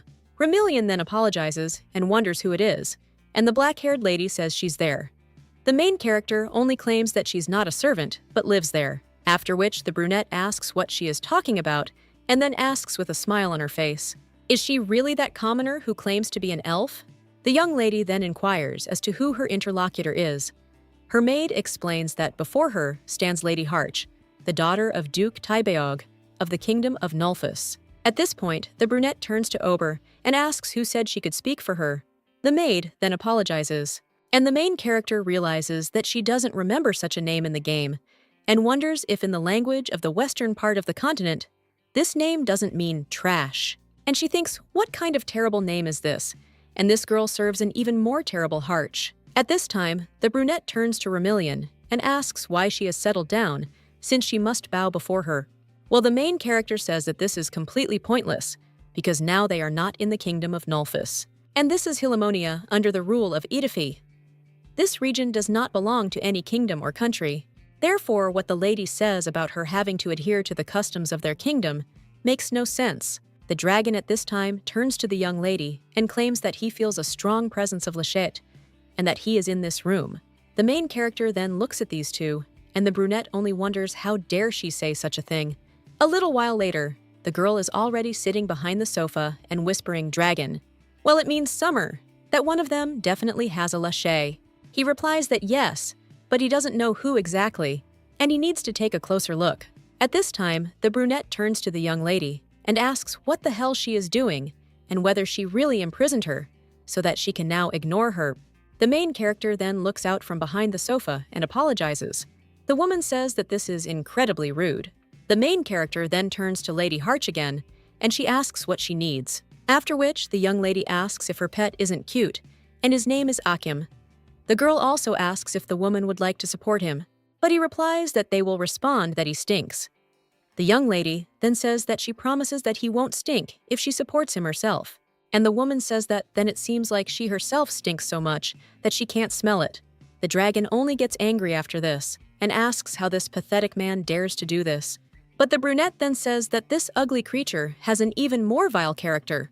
The young lady, meanwhile, asks the dragon to calm down, after which he begins to feel something, and the girl says that it seems he is tired and has started to act up, and also tells Akim to sleep. The young lady also apologizes in her thoughts, and also understands that she had to reduce the flow of mana a little, and he will be very angry later. But he needs to deal with them right now. At that moment, someone else enters the room and says that this is where Harch is. It turns out to be the Great Master asking if they were all there. The main character then wants to ask a question, but the black-haired lady immediately rises and greets the Archmage. The man then says they haven't seen each other for a long time, and the young lady thinks she just needs to look at this woman. She says she agrees with the master who killed her. and the brunette asks what happened to her voice and whether she is sick, after which she apologizes. And the man asks why she is crying and replies that she thinks it is because of severe stress. But then she says that no, but she is still guilty of arguing with the child and asks not to pay attention to her. The man then says that he will do as she says, and then turns to Remillion. The main character realizes that of all the tricks in the books she used, small crocodile tears. Meanwhile, the brunette tells Harch to sit down too. The woman then gets angry, turns around and screams that in truth this girl insulted her, and she looked down on her because she did not belong to Edifice, and also tried to scare her with this lizard. The brunette at this point turns to Lady Harch, and he also says that she asked him not to pay attention to her, and therefore, as she asked, he got down to business. And now it's time to clarify their situation. The guy begins to use magic, after which he sees everything that happened before. At this time, the main character wonders whether a video surveillance system was installed in the halls, and he understands that Akim will now need to be more careful. Brunei, however, says that for security reasons, the halls are equipped with a system that records all actions, and he expected this from her arrogant behavior, but nevertheless, he is disappointed. After this, the woman is only surprised, and the main character understands that she has been completely exposed, and she's so sorry that this pathetic attempt failed. Meanwhile, the brunette tells Remillion to take the lizard back to her room, to which the young lady agrees. The archmage tells Harch that if she is afraid of lizards, then he asks for forgiveness, and since the lizard is no longer there, then he will listen to her. After which, he asks if there is anything to add about the woman claiming to be the Duke's messenger, and how they can treat her like that. At this point, someone else enters the room and apologizes for the intrusion. The man then asks if it's the director. He apologizes again for the unannounced visit. Cage then asks what he needs, but the director only says that Lady Harch should be on the 68th floor, but it seems she was mistakenly sent to the VIP room on the 76th floor. The brunette then asks if this is really a simple mistake. The director turns to Harch and asks if this is true. She replies that it is. At this point, the man says that he hopes she will be more attentive next time, and asks if they have anything else to add. Well, the director just says that it's time for them to leave, after which the archmage says that, however, this still doesn't explain it. Why did the Duke's daughter burst into Edifice unannounced? The director only smiles and asks, wasn't it expected that she would be there? And according to tradition, there should be a special inauguration of his first student, especially considering the fact that he'd consistently turned Lady Harch down, even with his recommendations.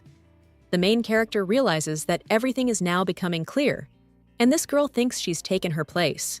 The director says that upon hearing that someone has surpassed her, Lady Harch will naturally want to see that person. She also simply wants to see Remillion's abilities that surpass hers. At this time, the brunette says that that's enough, and they are free, and the director says that, then they will see them at the inauguration. And when these people come out, the brunette only apologizes to the young lady, and she asks what he is talking about. Cage then says that even after all the effort she put into winning the gem duel, it was because of his mistakes that she ended up in this situation. The young lady then says that it is not at all, and that she will simply have to work even harder to prove her case. But the brunette says that it was true, and this girl has the necessary skills to become a student. The young lady then asks if this is true, and the brunette claims that she has enormous potential and is capable of mastering several types of magic. Meanwhile, the director turns to Harch and says he'll ask her to be more careful in Edifice from now on. The girl then simply says she simply couldn't stand that this worthless individual was using the webcam. Her interlocutor then realizes that this girl's arrogance knows no bounds and claims that she says she came as a messenger of Duke Taibeog, but her attitude leaves much to be desired. The girl then says that this is a habit, and the man understands that he needs to be calm, and also remember that this child is a magical prodigy. With one of the magic subtypes, elemental alteration creation, primordial or special, she masters everything, and no matter what special skill an elf has, no one can compare to a magician who has many subtypes of magic. He then turns to the girl and asks if she's interested in what type of magic the child has. The girl then asks what it is. The man replies that hers is colorless, and that he asked a clairvoyant to examine her. She might also think that she has no more mana than an ordinary person, but her knowledge of Runya is her only asset. If the magic she presents at the inauguration is weak, then the fact that she is an elf will not matter, And will she be able to become a revered disciple of the Archmage with such magic, because everyone will doubt the judgment of the great master? It would be good if Harch became a student on his recommendation, and this is not so bad because a blow to the reputation of the great master is the best option. The woman insists she can't wait for people to see this girl's true face, after which the man tells her not to worry because everything will work out. Harch then asks, what if she uses another trick, like she's tired of it?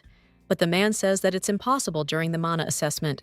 And the woman asks if she'll be able to finish off this girl once she's kicked out of Edifice, to which the director tells her to do whatever she wants. And then the lady with black hair says that she can't wait for the inauguration, and that this little girl can no longer be considered alive. At this time, the main character turns to the brunette and asks if this will have a bad effect on him, and if people will find out that she has little manas. The girl also says that maybe she just has to. However, the man cuts her off and tells her not to worry. After all, he has a plan.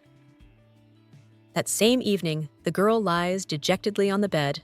The dragon then addresses her, and he says that he didn't call her anymore, so she can get up.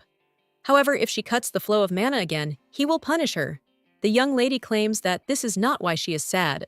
The dragon asks why, to which the girl replies that she was told that Harch possesses many types of magic, and she's also sure they'll compare her to her at the inauguration. The girl also asks, what if the Archmage's reputation suffers because of her? Well, the dragon just says with a stony face, what a pity this is. After which the young lady asks if he can at least pretend that he cares. So Akeem asks if worrying about this will change anything. The girl replies that no, and she can't change the mana she was born with. After which he asks why she is still angry, and he also says that they have a mission. And in the end, their main goal is to collect all the Lachetti, so it's time to use its power. The main character then asks if he means the Lachete's power.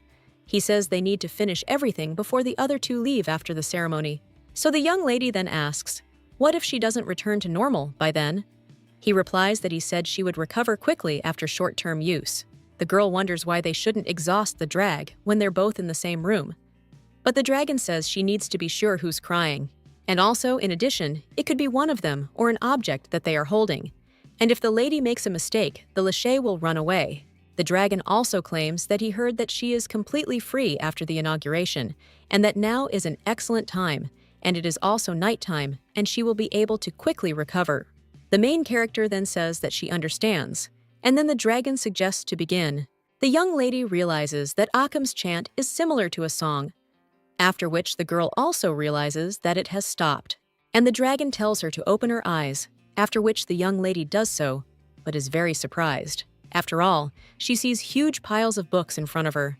The dragon then says, it's not the time to stare, and let her search for information on this Karchi. But the girl asks how she can do this since there are so many books there.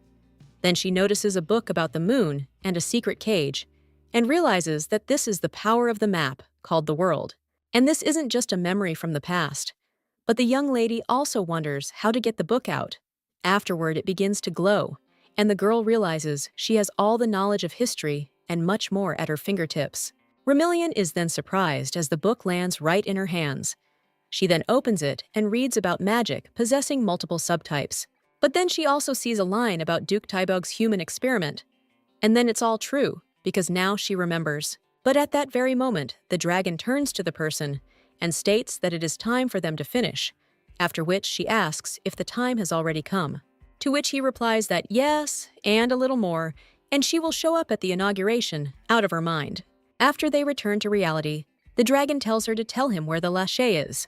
But the young lady with a smile on her face asks if he's talking about Lachey. He replies yes, and wonders what's wrong with her pronunciation. And is she really mentally retarded? And he's heard that young people have a basic vocabulary. Well, at that very moment, the main character grabs the dragon by the cheeks and pulls him, and also says how stretchy he is. Akim tells her to stop because it hurts, but the girl just presses his cheeks. The dragon then transforms and addresses the man, and claims that he told him to stop. And he wonders if her mental age is now less than 8. The guy also says that no matter how old she is now, she must respect him. Well, at that very moment, the young lady puts her hand to his cheek and says that he is so handsome. The guy is surprised by this, after which everyone moves away from him. The main character says that he blushed, and he screams that it is because she pinched him. The dragon also screams at her not to call him Akim, and the girl merely puffs out her cheeks, after which he cries out whether she knows how much older he is than her Remillion. However, insists that she is an adult, but the guy cries out that if she were there, she would have followed the mission. Then he asks what she found out about Harch. The young lady then says that this girl is not a strong magician at all, and the guy asks if she has always mastered all these subtypes of magic, to which the young lady notes that everything is correct. And the dragon says that if she wasn't so strong initially, does that mean she got these powers with the help of the Lachette? The young lady replies that no, she actually stole it, and that it must be the mage's superpower. The girl then tries to pronounce the mage's name, but fails. And the dragon asks if she's forgotten that name, to which the girl replies that she has. Meanwhile, Akim thinks that there isn't a single thought in that head. The girl claims she didn't see them clearly, because Akim pulled them out too quickly. But the boy screams again for her to stop calling him Akim, after which he also says that whoever they are, this Poppy can be the one who is crying. The young man also asks if she knows where they might be, to which she replies that yes, and that they are near Karch. At that moment, the brunette throws her maid on the floor. Ida only asks her to forgive her, but the woman then asks why, and insists she did nothing. Ober then asks why the mistress is punishing her, but she only says that it's because of this brat that she's in a bad mood. So let the maid give her some fresh air. She also asks if Ober remembers. After which he begins to use his magic. The maid begs for mercy, but the woman asks why and if something is wrong. He also asks if she knows who else she hates, and they're pests who don't know their place. This jerk is a perfect example, and she tries to hide behind the great master's back, and so how could she not get angry? The maid, meanwhile, tries to get up from the floor and addresses Lady Harch, but Lady Harch only says how she'd like to grind her into dust, and if only this brat could see how powerful she is, after which she wonders if Ober agrees. And he turns to her again, and the girl at this time understands that after her parents plunged into eternal sleep, she was given into the care of the Duke. The Duke noticed that she had abilities in many types of magic, and therefore his offer to shelter her was completely innocent. The man then said that he hoped they would get along, to which the girl replied that they would, and soon she learned his true intentions. Various scientists conducted experiments, and one of them asked if there was not enough red liquid, to which another replied that they would try again with different values. The Duke then turned to them and told them to use anything they could to make it work, to which they agreed. The maid realized he wanted to turn his ordinary daughter into a magical genius, and thus the Duke was conducting secret experiments on humans, transplanting mana, potential, Obur. I liked all of this because these experiments were very painful. The girl then asked the scientist not to do it. Well, he just told her to pray for it to work out. The red liquid and mana were extracted again and again, and this experiment and this torture continued. Her body became covered in numerous wounds, cuts, and scars, and one day a golden glow appeared on the ceiling. It was soft and so dazzling and shiny. The girl felt as if this light emanated from God himself, and from that moment she began to pray. She also understood that it didn't matter whether it was God or the devil, but she wanted this experiment to end. Soon after, Harch acquired her ability to master various forms of magic. However, God played a cruel joke. Although the girl escaped endless torture, she could not escape Harch. They feared that her power might return to her, so they kept her as Harch's servant. Harch then said that she was no longer Petunia, and from that day on, her name was Ober, because she's nothing more than trash, and she asked the girl if she thought it was right for her. Now the black-haired lady asks her name, then tells the girl to answer, or has she forgotten her own? The maid is about to reply that her name is Petunia, after which the woman only gets angry, and the girl understands that if she could pray to the other world again, she would ask him to hide her where no one would find her. At this time, Harch asks what the maid said about her, but she only claims that she is trash, and her name is Ober. A little while later, the main character opens her eyes, and the dragon asks if she is awake. Remillion then asks why she was lying on his arm, and he asks if it's true that she doesn't remember. After which, he tells her to remember this night, and the main character remembers how she called him grandfather.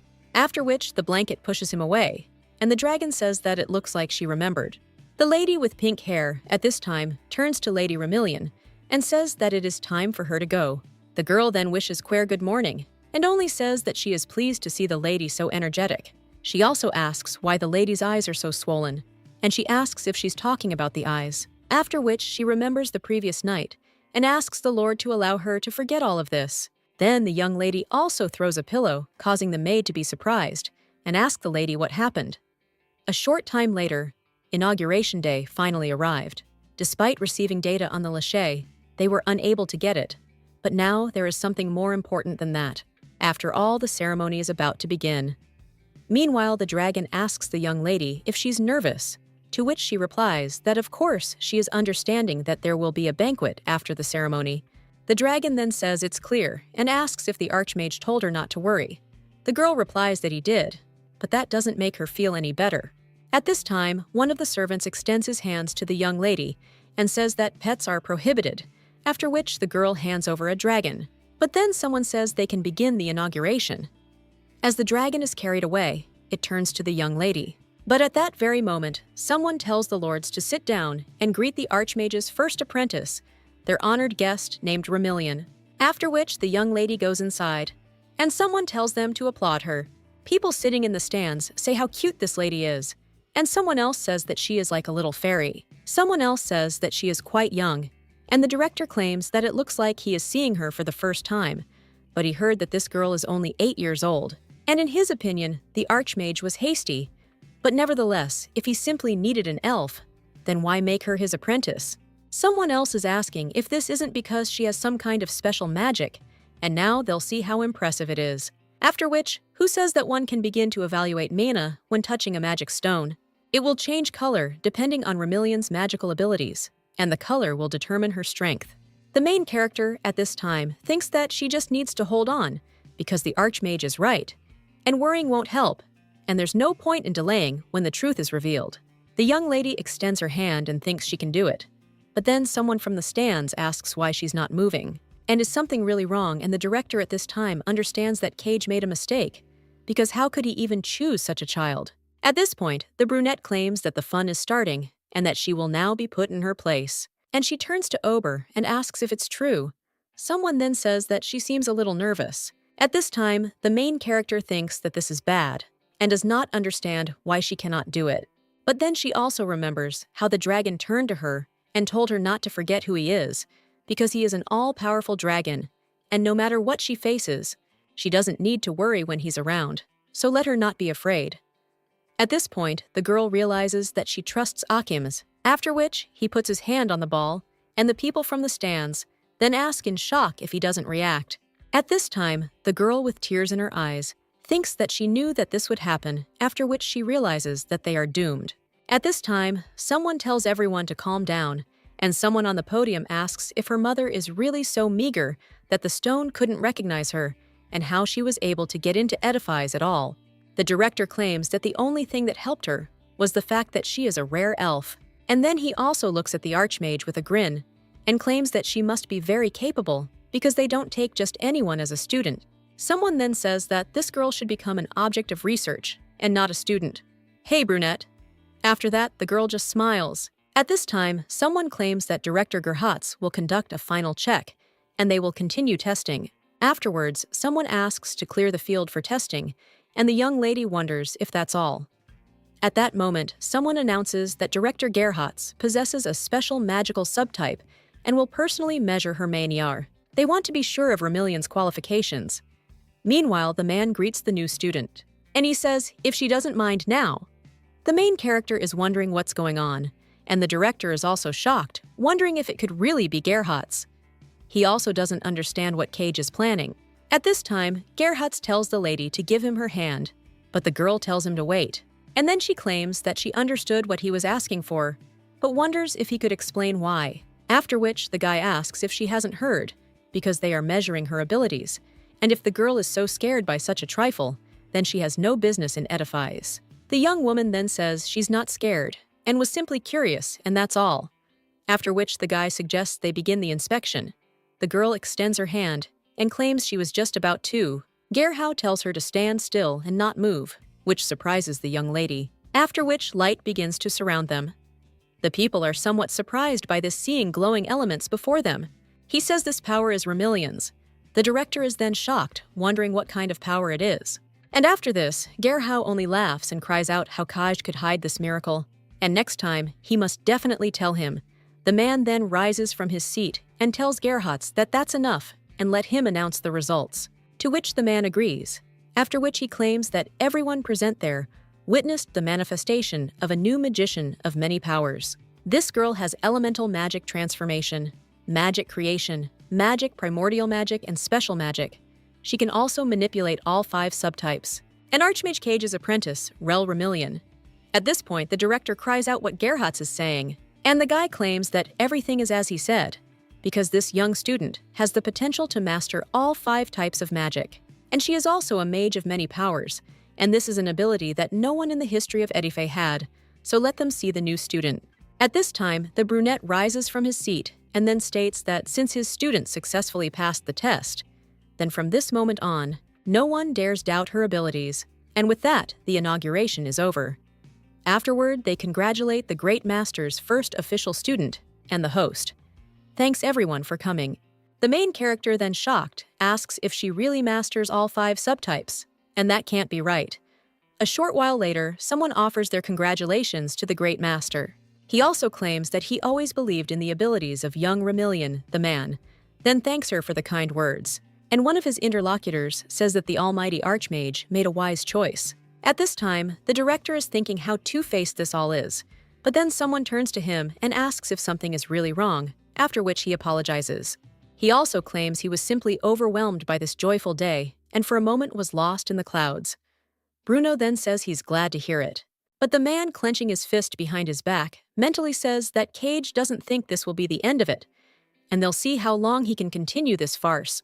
At this time, the Archmage asks where Remillion is, to which someone replies that she went to bed, and the man asks if she has already left, to which another interlocutor claims that it seems such stress has tired her out. Meanwhile, the main character is heading somewhere with Akim.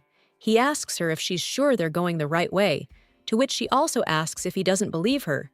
The dragon claims he was just trying to tell her he felt he was heading in that direction, but he wonders why she left in the middle of the party. The main character tells him that perhaps she wanted to take a break. The dragon then asks, what if she's with someone? But the girl asks if it matters since their memories will be erased anyway. After which, the dragon claims that their memory will be erased, but the power of the continuum manifests itself when they are extracted. Crying, and how the girl thinks how this will affect a large number of people at the same time. The girl then says that if one person's memory isn't erased, it will cause a new rift. And the dragon replies that this is true, because she must lure her to some secluded place. At this time, the lady with black hair says that this is impossible, and asks if this brat really has several abilities, and the Great Master knew this. After which, she also wonders what if she really can't become a student, and whether she should put this girl into eternal sleep. She also turns to her maid and asks what she thinks, but she replies that she is not sure that she needs to be put into eternal sleep. After this, the woman only screams for the girl to close her mouth, and she seems to understand something, after which she asks for forgiveness. And Harch cries out that no one can surpass her talent. The maid, meanwhile, thinks that this is wrong, because her mistress is furious, and what if she wants to take absolutely everything from her mother, down to the last drop? What else will she have to endure? Petunia thinks that she barely had time to get used to life as her servant, and if this elf had not appeared, what would have happened to her now? After which the girl trembles in fear. But at that very moment, she begins to hear someone's voices. It turns out to be the main character, and she claims that she thinks it is there, but the light is off. At this time, the brunette claims that this voice is familiar, and asks why she is talking to herself. The main character insists she'll go first and grab her, and the brunette asks what the girl is planning to do. Harch then turns to Ober and tells her to open the door, to which she agrees. And when she does this, the main character immediately jumps on her. She also screams, begging for forgiveness. She also claims that she needs to check something, after which they both fall to the floor. And Harch asks if this is really a Delphic spawn, but that's great because she just wanted to scold her. And she appeared herself, so let her get ready. But suddenly, the girl's strength disappears, and she is shocked and wonders if she really can't move. The woman looks at the lizard and thinks, could it really be she who did this? And now she can even fly? At this point, the main character turns to Akim and asks what he's doing. He tells her that she needs to seal Harch's powers first, but Ober merely throws the girl off and screams for her to get off. The main character asks her to wait, but the maid only addresses Lady Harch. The main character then grabs her hand and screams, addressing her as Petunia. She also claims that she remembers her and that her name is Petunia. The girl then asks how she knows that name, and the dragon at this time turns to the young lady and says that finally, she has been waiting too long. The brunette only gets angry about this and claims that hearing this name coming from her mouth is simply disgusting, and the girl doesn't just need to be scolded, after which she uses her power, and the dragon flies away and also claims that he has let down his guard. Harch uses his power and then approaches Remillion and screams that it is all her fault because she told her to get out of her sight. At this time, the main character understands that if this magic hits her, it will be very bad. The dragon transforms into his human form, but still claims that he won't make it in time and screams for the girl to run. At that very moment, the young lady is grabbed by the maid, after which they both fall to the floor. Harch then asks in shock if it is really Ober, and the main character, surprised, calls out Petunia's name. She only turns to Lady Harch and asks to let Remillion leave, because if they are careless, this situation could develop into a diplomatic problem for the kingdom. However, the brunette screams for the girl to shut her mouth, and how dare she order her around when she is a dirty piece of trash. But then she realizes that she is immobilized again, and the dragon claims that the only real Ober there is Harch. The main character then screams for Ahim to act now, to which he replies that he understands, and the woman wonders if the lizard has really turned into a boy. The guy turns to the brunette and says he hopes she's prepared. Harch, meanwhile, thinks her attack was supposed to knock him out. But then the dragon begins to cast a spell, and the young lady says that it is time for Petunia to return, and she can be herself again. The girl then asks what she's talking about, and the young lady names the Hermit's card. Harch eventually became enraged and screamed that she couldn't go back. However, the man insisted that nothing could be done about it now. Despite the opposition of the elders, including Chauvel, her mother was appreciated, and the result was obvious. After all, she wasn't a mage of many powers. And the girl then screamed that this couldn't be, and she also wouldn't accept it. Harch was weaker than even a commoner from the street, and it happened because of that night, because they were able to get the Lachey, because she sinned by claiming to be a mage of many powers. Harch is awaiting trial at the Ministry of Magic, and if the plot followed the original source, Petunia, unable to bear the torture any longer, would have fled the Duchy of Tibiog to join Edifice, and it all ends with Tybug's family being destroyed due to complaints about their illegal magical experiments.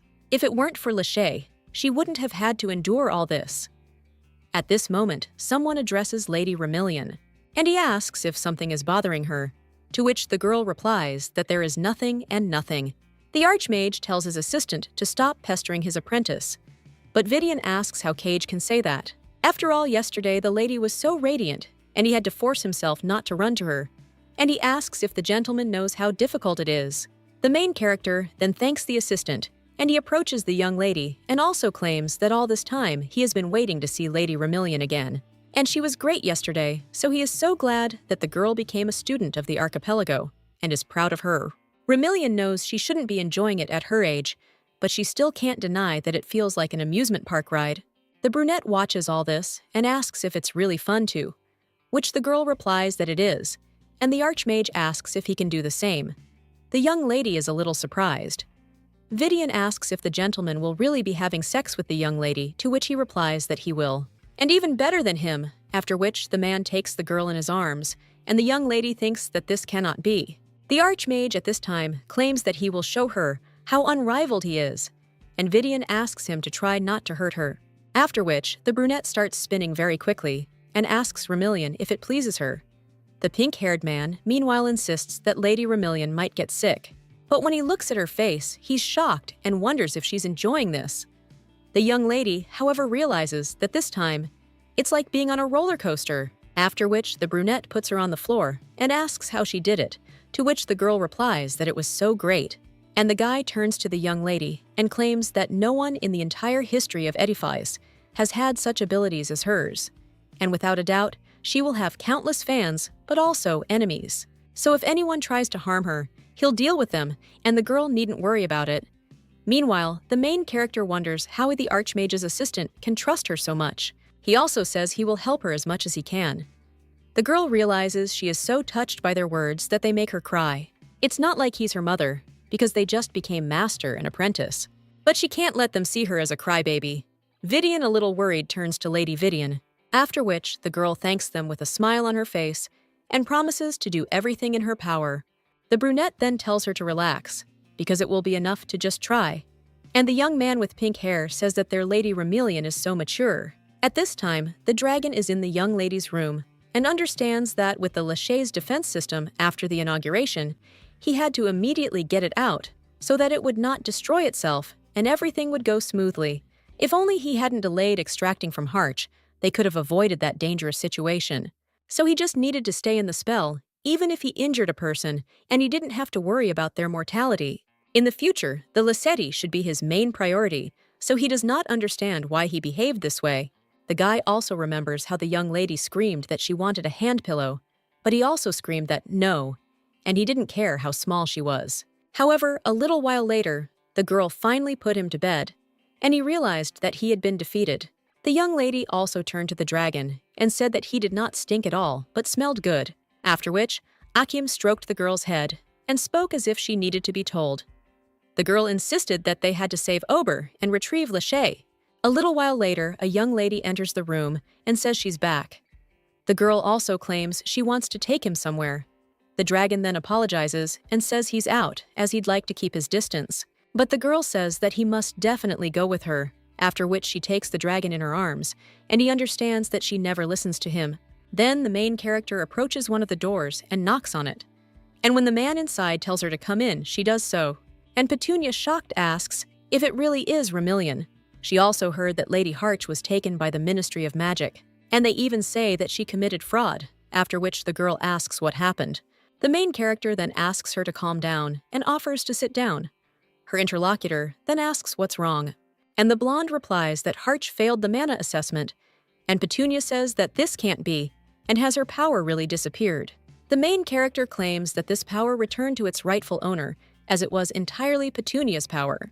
The girl also claims that the inauguration was an important event, and that such a lie about one's abilities is considered a crime. Well, then the girl asks how the young lady knew her name, and the main character realizes that she is caught, after which she claims that in Edife, where all the knowledge and powers of the Empire are stored, there is nothing that cannot be learned. The young lady also wonders what kind of terrible excuse this is, but the brown-haired woman says it's unbelievable, after which both the dragon and the main character are shocked and wonder if she really bought it. Remelian then says that what is more important is that her powers have returned to her and Harch will be judged according to the law, so she does not need to suffer anymore. Petunia then says that her head is a mess, and she doesn't even feel that her strength has returned. However, since she is no longer with Tybug's family, she has nowhere to go, and she asks if her life can get better. The main character claims there is another way, to pass the assessment and join Edifice, and report everything that happened in the Tabioga family to the Great Master. After all, this is a place where even Harch can't reach her, after which the young lady asks what the girl will say, and it is up to her to decide whether to join her or not. Petunia then takes the young lady's hand in hers and says that she thinks so. At this time, the director hits one of the servants in the face, after which he falls to the floor and asks for forgiveness. He also claims that he didn't think that this girl could master all 5 subtypes of magic. He asks again to forgive him, but the director only asks if he has seen Glare lately. The servant then claims that as far as he knows, he gave him a break after the duel, and asks if he is mistaken. But the director just grabs the servant and claims that if his exile to the vacation mines can be called a break, then he thinks it is him. The guy then wonders if the man is really talking about the Wakish mines, and they are known as places of exile for magicians. But the director tells the servant not to worry, because he has one last chance to correct his mistake, and let him wait for further instructions, after which the guy thanks him. And the director understands that ever since the elf came to Edifice, strange things have started happening there. And although she could have become a mage of many powers, how could Harch have lost all her power down there? And is it even possible to simulate mastery of all subtypes of magic? After which the man claims that he knows that Remelian is hiding something, and he will also expose her lies. Meanwhile, on another floor of the tower, something explodes. And one of the mages says that this can't be. Vidian asks at this time, why is it so hard to find something suitable? His interlocutor claims they're trying their best. The Archmage's assistant claims they need a magical conduit, which Lady Remelian provides. The protagonist apologizes and one of the mages says they tried all the available magical gems, but none were suitable. The brunette then says that means they only have one option left, and the girl asks which one it is. A little while later, she hears someone screaming that they can't. Vidian asks if the master is talking about a staff, and in their days, no one uses heavy staffs as guides. Therefore, it is better to take a ring or a necklace, and 100 years have passed since they switched to more tactful accessories. At this time, the main character understands that the magical conductors are made of precious magical stones. She was too poor to afford it, and even the process of creating it seems difficult. The guy with pink hair at this time claims that no one makes staffs now. After all, who in their time would keep it for themselves, after which the main character thinks that he is right. The Archmage asks if this means they should abandon the guide, so the girl can't use higher magic. Vidian replies, no, claiming that if he gives them a little more time, they can handle it. The brunette claims that Remillion's mana has not yet been honed, and that the staff will allow her to control it better than any accessory. As for the craftsman, they could have asked Sion. The young man immediately asks, with my hair, if he's talking about the man from the kingdom of Gerbura. His master replies that this is Max, a creature who is very experienced in making staffs. Vidian says that although he made a great contribution to their creation, he was against the mass production of conductors. And isn't he on bad terms with edifies? So he's not sure he'll agree. The pink-haired boy says he can conduct research and make it himself, but the brunette says that's not necessary. The main character then claims that she will ask him in her own name, and not in the name of Edify, after which the two are surprised, and the brunette turns to Remillion and claims that if he finds out that she is from Edifay, then the staff will not be a problem, because she may have a not very pleasant experience. The young lady then tells the Great Master that everything is fine, and she has been through worse, and therefore does not think that he will try to put her into eternal sleep. She also has a goal that she must fulfill, and in her thoughts, she adds that she needs to take revenge on Varys. And to give his mother happiness, Vidian then says that in his opinion, their lady is the sweetest in the world, and it's not impossible to refuse such a face, although he still worries about it because during their last visit, he pelted one of their mages with manure. The young lady then asks in shock if this is really true, and the brunette replies that they can always hide her connection with Edifice, after which the girl says that it is not necessary and she does not want to lie, because even if he leaves her on the bridge, she will wash herself and try again. Then one of them says that their young lady is so brave, and the girl realizes that of course she would prefer that this did not happen. A little while later, the girl is already heading to the train, and her maid claims that she regrets it, that he won't be able to accompany the lady, after which the main character says that yes, but nothing can be done. The pink-haired lady also says it might be too late, but hands her a box and claims it's her gift in honor of her inauguration. Remillion thanks her and says, Quair is so kind-hearted. The maid then asks if the girl is saying that she is kind-hearted and that she doesn't have a heart, and that her internal circuitry was only supposed to resemble a human one. At this time, the main character asks if this is really possible, to which the girl replies that it is all thanks to the experienced magician who created her. The young lady also recalls Vidian reaching out to her and saying that he hoped she would become as close to a human as possible. The lady with pink hair then asked if it was because he wanted her to replace his sister, after which the guy smiled and said that it was nothing of the sort. After all, he knows that the girl cannot become his sister, and she is just a friend who is very similar to her. The robot then said that she was not his girlfriend, an automaton created to serve people, to which the guy replied that he knew. Well, he just hopes that she will start considering him her friend one day. Now the girl claims that's what he said, but she doesn't understand. The pink-haired boy is commenting on how heartless Quair is, but the Archmage insists he expects too much from the automaton. The young lady then insists that now is not the time for idle chatter, as the train is about to depart, after which the girl sets off on her journey and says goodbye to everyone. Vidian, with tears in her eyes, remarks on how difficult this journey has been for their young lady, but the brunette tells him not to overreact, as Remillion is taking her first serious step. When the young lady is almost asleep, the dragon turns to her, and the girl asks if they have already arrived, to which the dragon replies that that's not the case, and that he can sense Lachey. The protagonist then asks if he can really sense him in that kingdom, after which she disembarks at the station, and in shock wonders if she really needs to comb this entire place, after which she whispers to the dragon what it means, and he really can't tell which direction he's going in, to which he replies that he doesn't. And for now, it's best to keep moving. The girl agrees and says she thinks so too. The dragon claims the black hair is quite nice, after which the girl asks if it's good camouflage magic. A little while later, the young lady enters a diner and states that she has a question. The boy then turns around and asks how he can help. But when he sees the little girl, he says she shouldn't be there.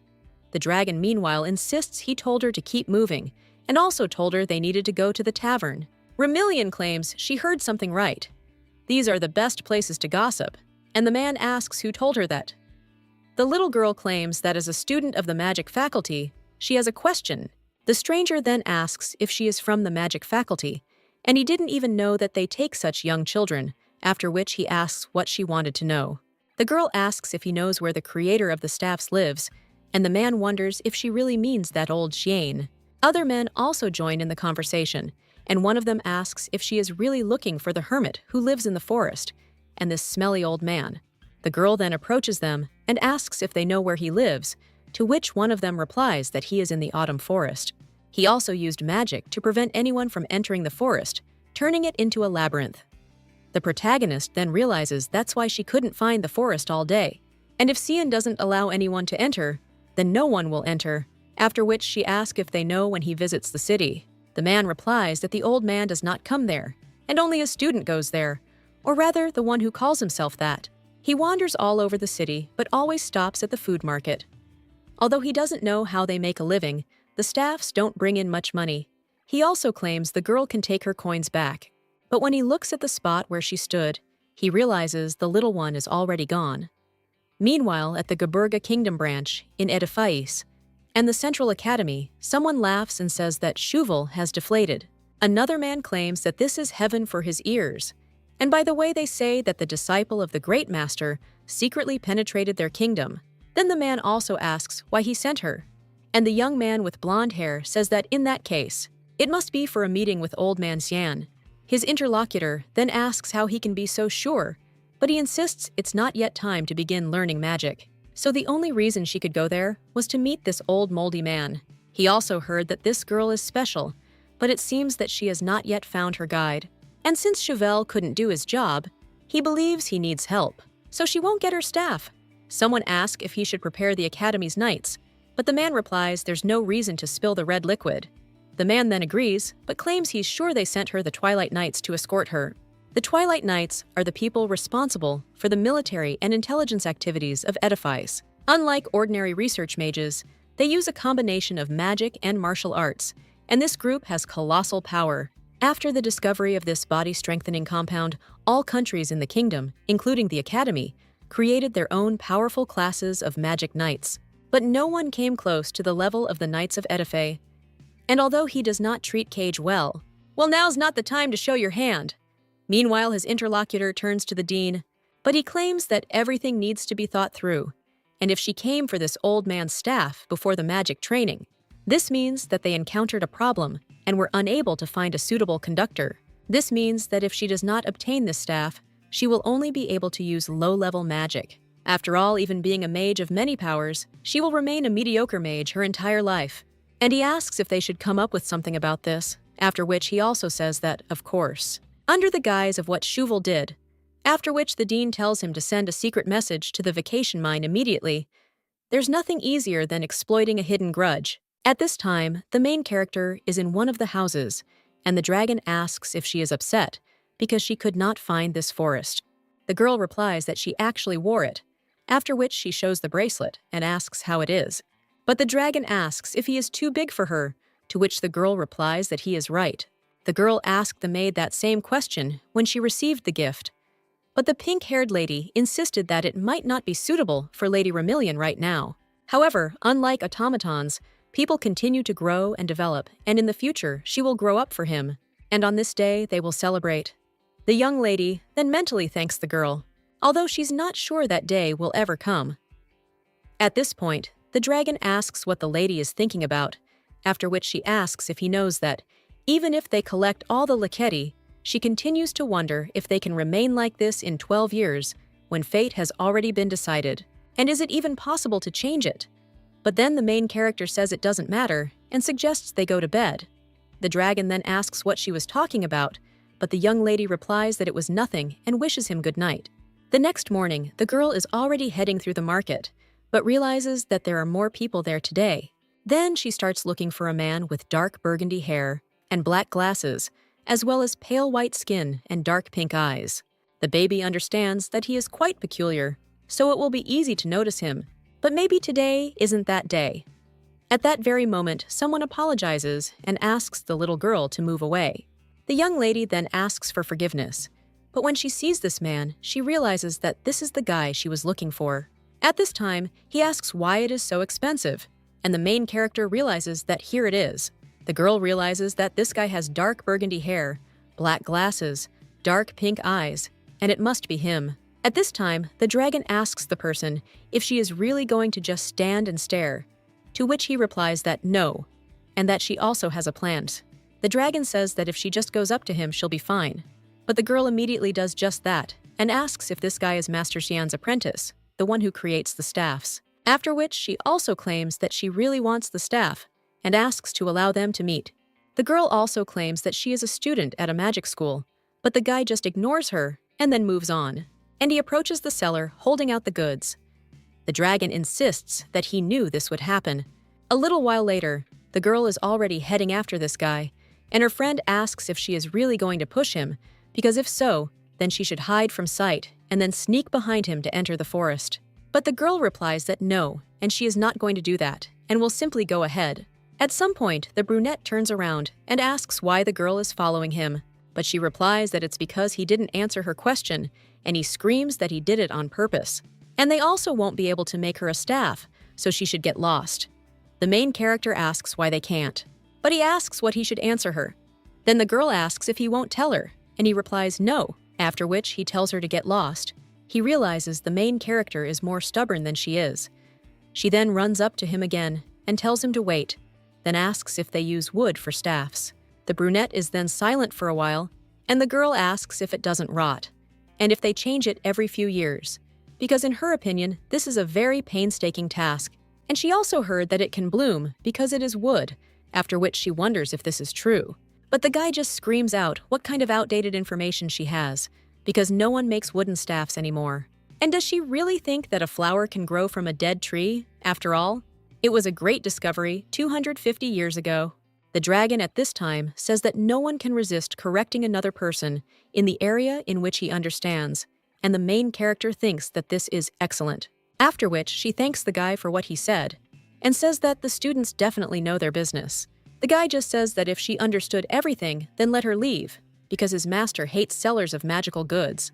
But the little girl claims that she is not there for this, and she came there because she really needs the staff. After this, the young man only smiles and says, "What kind of modern magician would want a staff as his guide?" The little girl claims that she came because she can't use the accessories, and she's probably in complete despair. She also thinks that staves are very cool, and as he knows now, magical conductors do not allow more precise control of mana. The brunette only sighs after this and says that it's logical since they've gotten smaller and won't be as effective.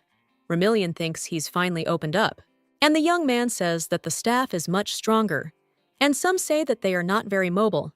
But this is only the case when the orichalcum is not processed properly. The main character wonders what he's talking about, but thinks it's unimportant, and that she should just agree with him. The girl then says it's clear now, but she doesn't think she remembered his name. The guy insists his name is Nathan, after which the young lady thinks that this is great, and she will just follow him. But the dragon suddenly claims that the man is crying and getting closer. He also knew that it was bound in some way, and had already told her that it would be someone or something connected to her. At first glance, it looks like an old forest, but around it is an incredible barrier. At this time, Nathan turns to the girl and asks if her name is Remillion, to which the little girl replies that yes, and the young man extends his hand and also claims that this might scare her a little, so let her hold on. After which a house appears in front of them, and the young lady is surprised, and the dragon asks if this is really that boy's barrier. He also says that this is a very neat magic of emergence, so the girl then asks if creation magic is not used to make staves. At this time, Nathan apologizes to the young lady and asks if she was scared, to which the girl replies that no, and everything is fine. After which, they go inside the house, and the guy says that everything is not right, after which he thinks where it went. He finally finds a book and claims he has it, but the main character is wondering where Mr. Xian is. The young man replies that he went off to train and won't be back anytime soon. And then the little girl asks, "Who will make the wasps?" To which the guy replies that, of course he will, and if she doesn't like it, then she can leave.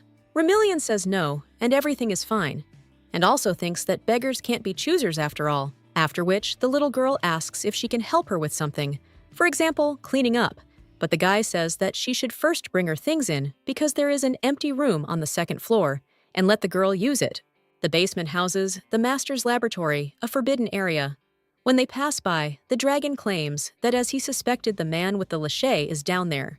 The girl then whispers that it must have something to do with Mr. Xian, and the dragon claims that while this boy is making the staff, they'll find him crying. At the same moment, the young man enters the room and tells the girl to come down when she finishes, because there is something to do there. The young lady agrees, after which the guy leaves.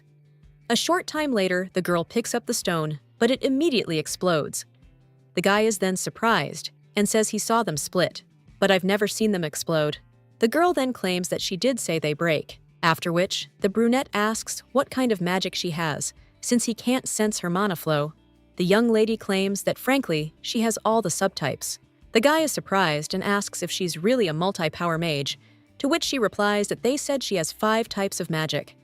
She realizes that sounds implausible, and the dragon at this time tells the man to wrap it up, because they need to look for the lachet.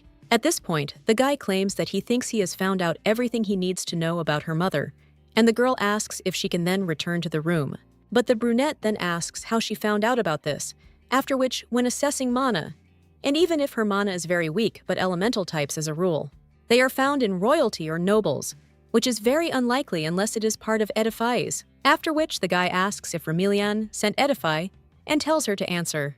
The girl understands that if she tells him some noble name, he would not guess. However, she also remembers how she promised the brunette that she would not lie and claims that she is from Edifice. A little while later, the girl is already on the street and asks if he just went and kicked them out.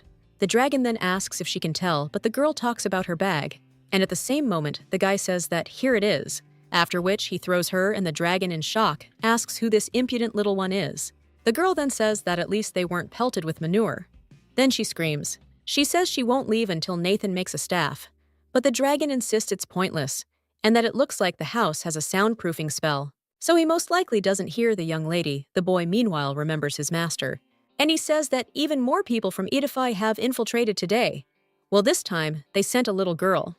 And the guy asks if they really thought that, by sending a child, they would get sympathy points. And after all that progress for which the master worked all his life. These people treated him like trash, and he will never let them back in because he knows he would have done the same.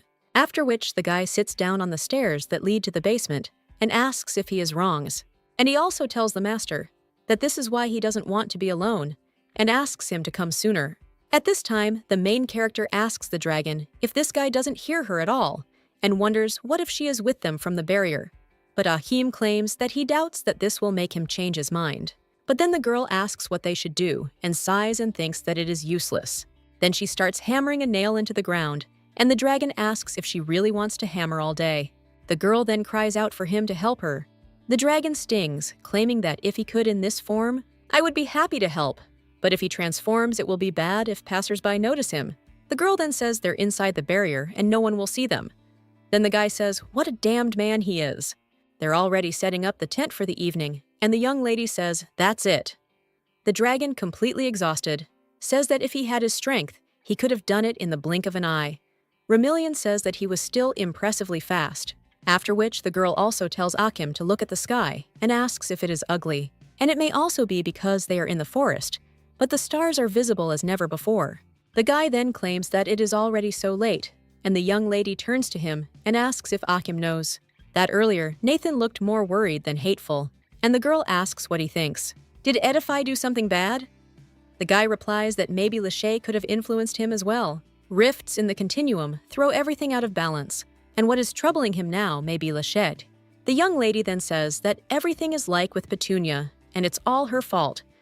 After which, the dragon tells the sinner that everything is exactly like that. He also asks if she has a plan for tomorrow, to which she replies that she does, and he asks if she's really planning to meet him face to face again. After that, the girl remains silent, and the dragon nods his head and says, "Of course," after which he suggests they sleep first. And when the young lady falls asleep, she thinks where she is, and whether this is really a dream. Then she also sees a boy approaching the teacher and asking when he can start making staffs. But the man tells him to hold his horses, as he's only just learned the basic theory. The girl then wonders if she's really inside Nathan's memories. He asks why he has to learn emergence magic. The man replies that the more he knows about magic, the broader his horizons. He'll also become even better and more skilled at crafting staffs. The girl then realizes that she knew about this and that Nathan, too, possesses many abilities. Then the guy says that he will try his best, to which the man replies that this is good, and let him remember the feeling of the objects around him. And then the shapeless objects will begin to take shape at the tips of his fingers. Creation is tangible, and arising is not tangible, so let it move slowly as if creating a wall. And he looks around at his surroundings, and as he does so, let him be more careful. The young man then steps on the bottle and starts to fall, but the man immediately grabs him, and he says he's always so clumsy, after which he asks if he has vision problems. The girl meanwhile wonders why she's being shown these memories. The boy then tells the teacher that everything is wrong and that he can see clearly. The main character wonders if this is a hint about the laches, and the man at this time hands the boy a book and tells him to read it. After which the young man says that his vision has worsened and apologizes for not telling him earlier. The main character then wonders if he's really crying, but he insists he promises to try even harder and asks her not to leave him. Remillion understands that no one would do something like that over such a trivial matter, and this guy is scared, so it seems he's been abandoned before. The man then turns to Nathan and claims he'll make him glasses. The young lady then thinks, "Thank goodness, Cian seems like a kind person." Meanwhile, he insists that just because a guy has poor eyesight doesn't mean he's useless. Meanwhile, the main character wonders what's making Nathan so worried.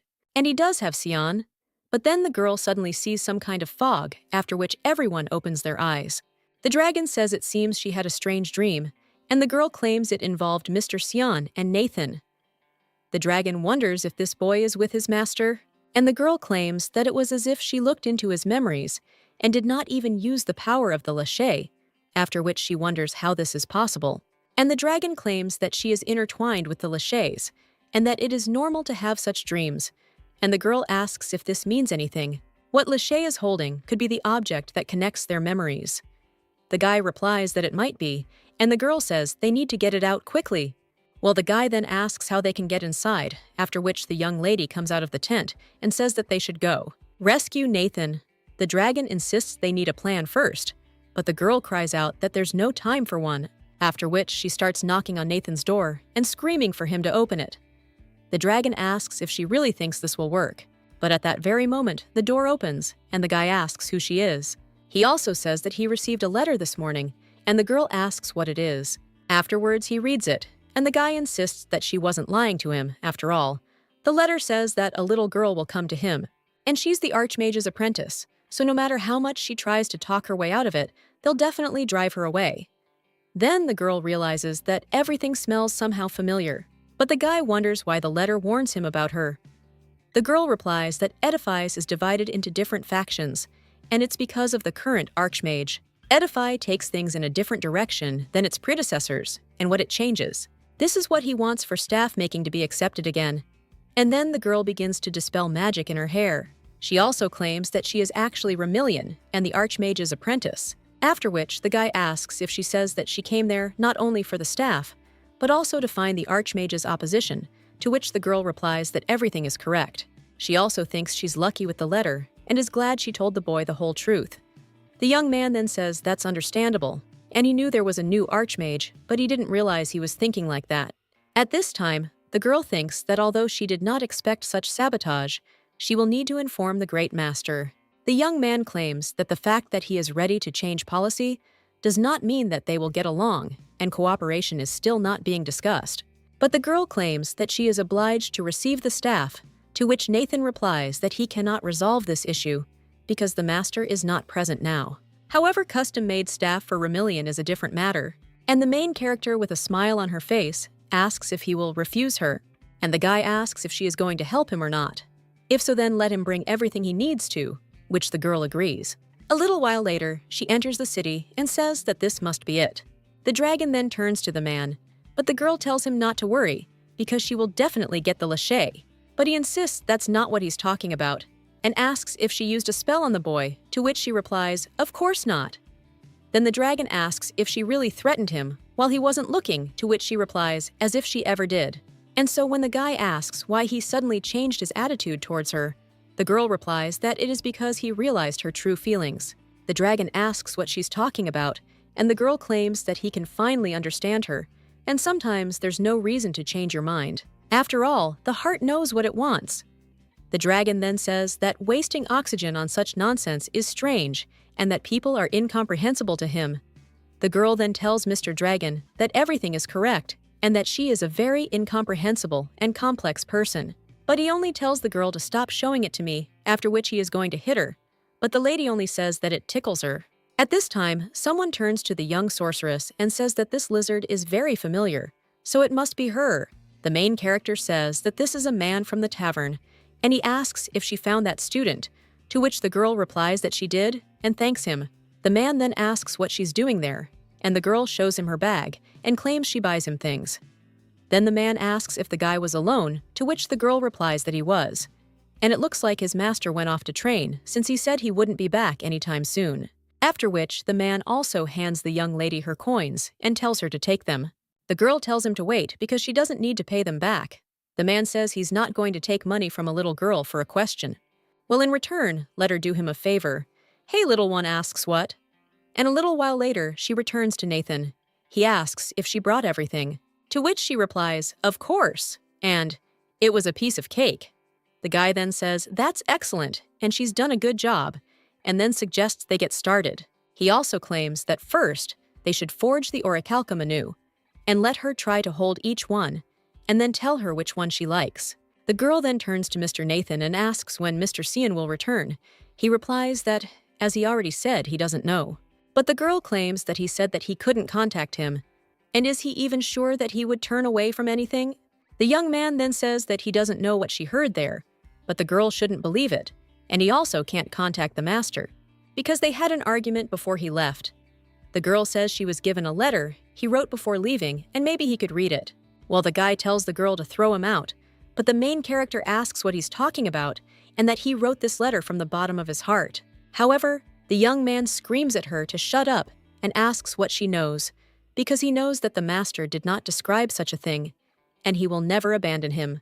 But when the young lady takes the guy by the hand, he turns around and looks at her with tears in his eyes. The girl is a little surprised by this, and Nathan says that he doesn't care about the letter because he wants to hear it from his lips. And before leaving, the master said such nasty things. The boy then screamed that he would never go to the academy, but his master was interested in why he was so stubborn and why he had nothing more to learn there. The young man had only asked if the master was trying to disown him, after which the master merely told the young man to listen. And now the young man understands that he will apologize to him when he returns. He also recalls how the master said he couldn't always be by his side, but the young man simply cried out that he didn't want to hear it and then ran away. He didn't even look the master in the eye. And the main character now says that it means that he should read this letter even more, because it should contain everything that he wanted to tell him before leaving. Then the young man takes out the letter and reads it. It asks whether the boy has finally realized he can stand on his own 2 feet. He also felt bad about leaving so suddenly, so he hoped that he understood that he couldn't put it off any longer. In the basement, he will find all the necessary things because he left them on the table. And besides this, he can take whatever he wants. After all, he is sure that this journey will be long, and he hopes that they will meet again someday. Now the young man is crying and turning to his master. At that very moment, an earthquake begins, and the dragon tells the man that this is bad, because the lachey is going to explode, so they need to quickly go down to the basement. The young lady agrees, and Nathan asks where she's going. The dragon insists that when lachey explodes, it will fly apart again, but when they look at the basement, the dragon claims that if he cries and flies apart, the rift in the continuum will increase. But fortunately, it hasn't split yet, and the main character says that it means we need to extract it. Nathan asks in surprise what she is talking about, and the girl screams, which sometimes makes her apologize for it. After which he goes into the basement, and the dragon says that this continuum is there. After which the girl says that she understands, and the dragon claims that he will begin to cast a spell as soon as she opens this box. Nathan, looking at this, claims that this box was the master's most secret thing. The young lady then opens it and sees a strip of cloth inside. But the dragon insists that this isn't important now, and that she should quickly retrieve the lachet.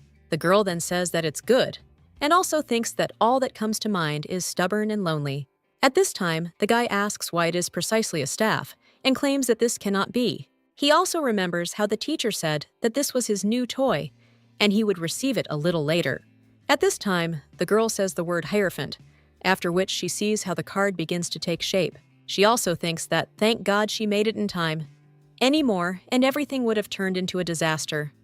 After which she apologizes and claims that next time she'll try faster. But at that very moment, Nathan falls to the floor, and the young lady cries out to him in concern, and the dragon says that he lost consciousness and leaves the room telling her not to worry. But since she took it out, this boy will now feel better. The boy recalls his past where he asked the master what he was doing, but the master only asked if the boy was so blind that he couldn't see.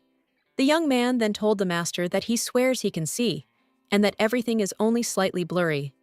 He also wonders why this thing is in the box and wants to see, but the man insists it's a secret, and he will also show him when he finishes, but the guy claims that he wants to see it now. After which the man said that instead, he should let her show him something else. Then he hands him the glasses and tells him to take them.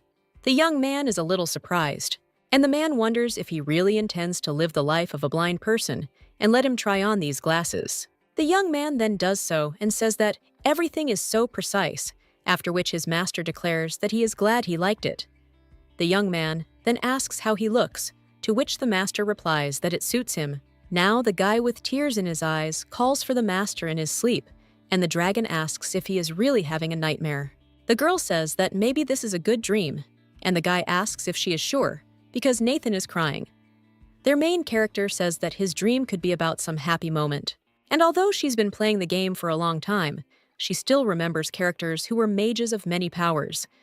The dragon then says that of course they're quite rare, but the young lady claims that she does not remember Nathan there, and does not even remember a similar name, after which the dragon asks what she means.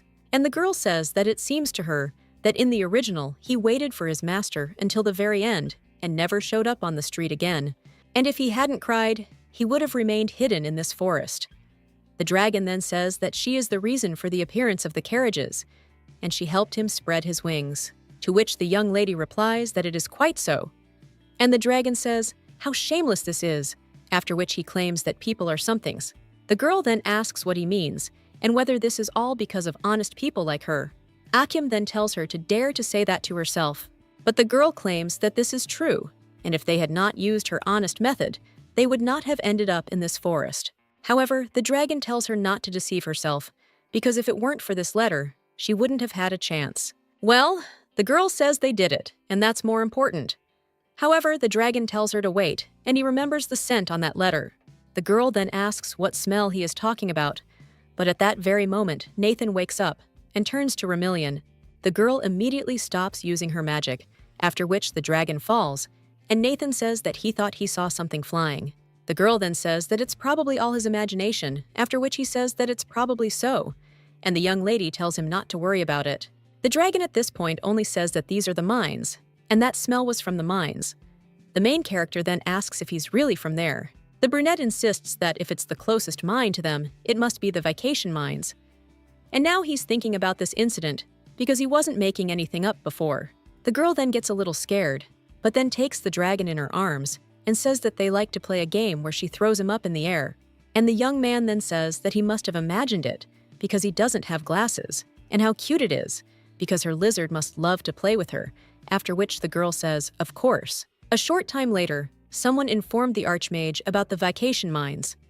A man named Glare left the mines without permission and sent this letter. They are still trying to figure out how he got it in the first place and are looking into the matter. Vidian asks why he's in vacation. The knight responds that he doesn't know the details, but isn't he Shuval's man? And perhaps they should summon him. However, the Archmage interrupts the guy and suggests that I hurry since Glare couldn't act alone. The pink-haired boy says that this is true, and that the decision to prevent the archipelago student from getting her guide is a bold move. And even if he knows that he has a bad relationship with Remillion, and he could not do this alone. And besides, such sloppy work doesn't add up. Brunette insists that, in any case, it's important that Remillion isn't interfered with any further, and that they all do their part. But the knight insists there's no need since they're already making her staff. Vidian asks if she's already convinced that boys, and the knight claims that without using the power and strength of Edife, she managed to do everything herself. And although he can't divulge the details, the important thing is that it worked. Vidian says that if time allows, he thinks they should go and apologize to him. Cage agrees, after which he claims that now that this is over, all they need to do is deal with the traitors, so let them immediately go after Glare. A little while later, the newspaper wrote that one magician perfecting magic spent the last drop of his mana. To save a drowning child, he did so with a smile on his face. His name was not revealed, but he was the magician Cian. The Twilight Knights reported that Cian Kiliosanon had fallen into eternal sleep without regrets, and now his proud student named Nathan must break out of the cage of his mind. The girl then turns to the guy, and he says that he already knows that the master will never return. And while he was gone, he remembered their last conversation. This made him even more anxious, and he didn't know what to do. It was then that he realized how dependent he was on the master, and that at one time, he simply wanted to become a creator of staffs. The boy left the orphanage to become his apprentice, but over time, he became like a father to him.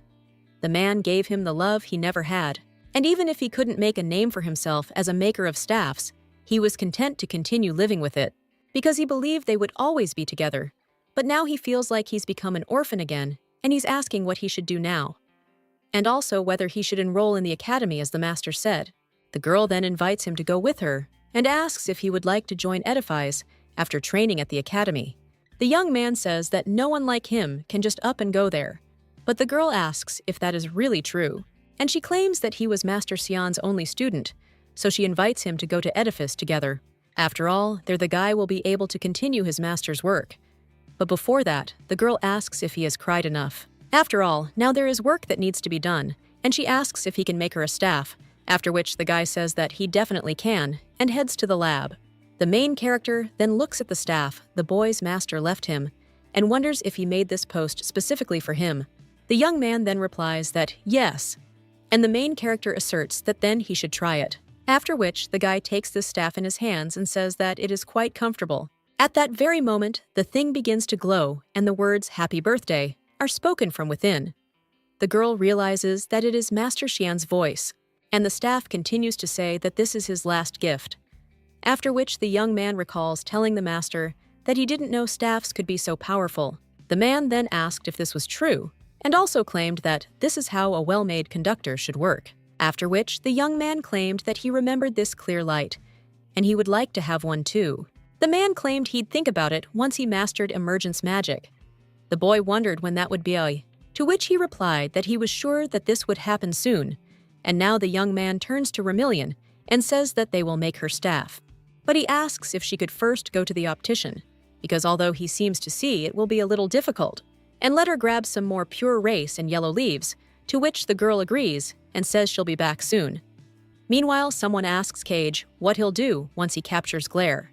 Vidian also says that someone is behind all this, and if they hurry, they won't get to the initiator. Not to mention, there's already a lot of internal power struggle going on there.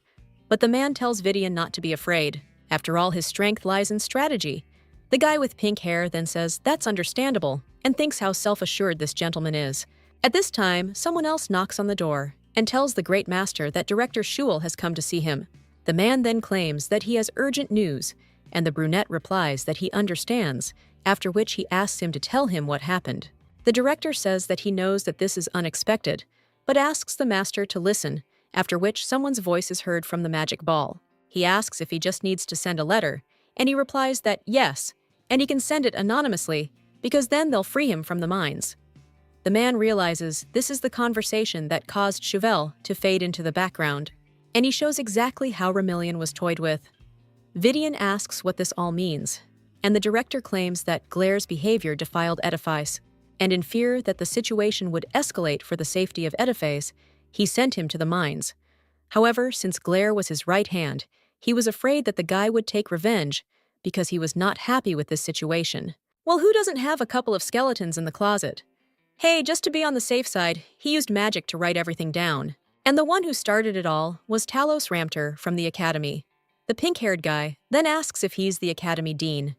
He thought he was on Edifice's side, though. The director claims he was there during the previous archive.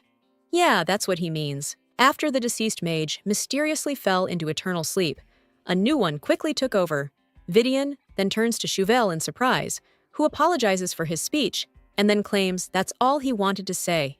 And then he leaves the pink-haired guy, then turns to the Great Master and says that he shouldn't be trusted. After all, everyone knows that those who oppose Edifice love to reminisce about the late archipelago, and the brunette then says that's good. After which the pink-haired boy is surprised and asks what he's talking about.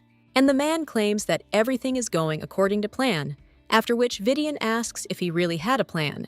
Brunette claims that it wasn't really a plan, because he simply knew that Remillion would face this sooner or later. Something is wrong in Edifice, and they must figure out where it all went wrong.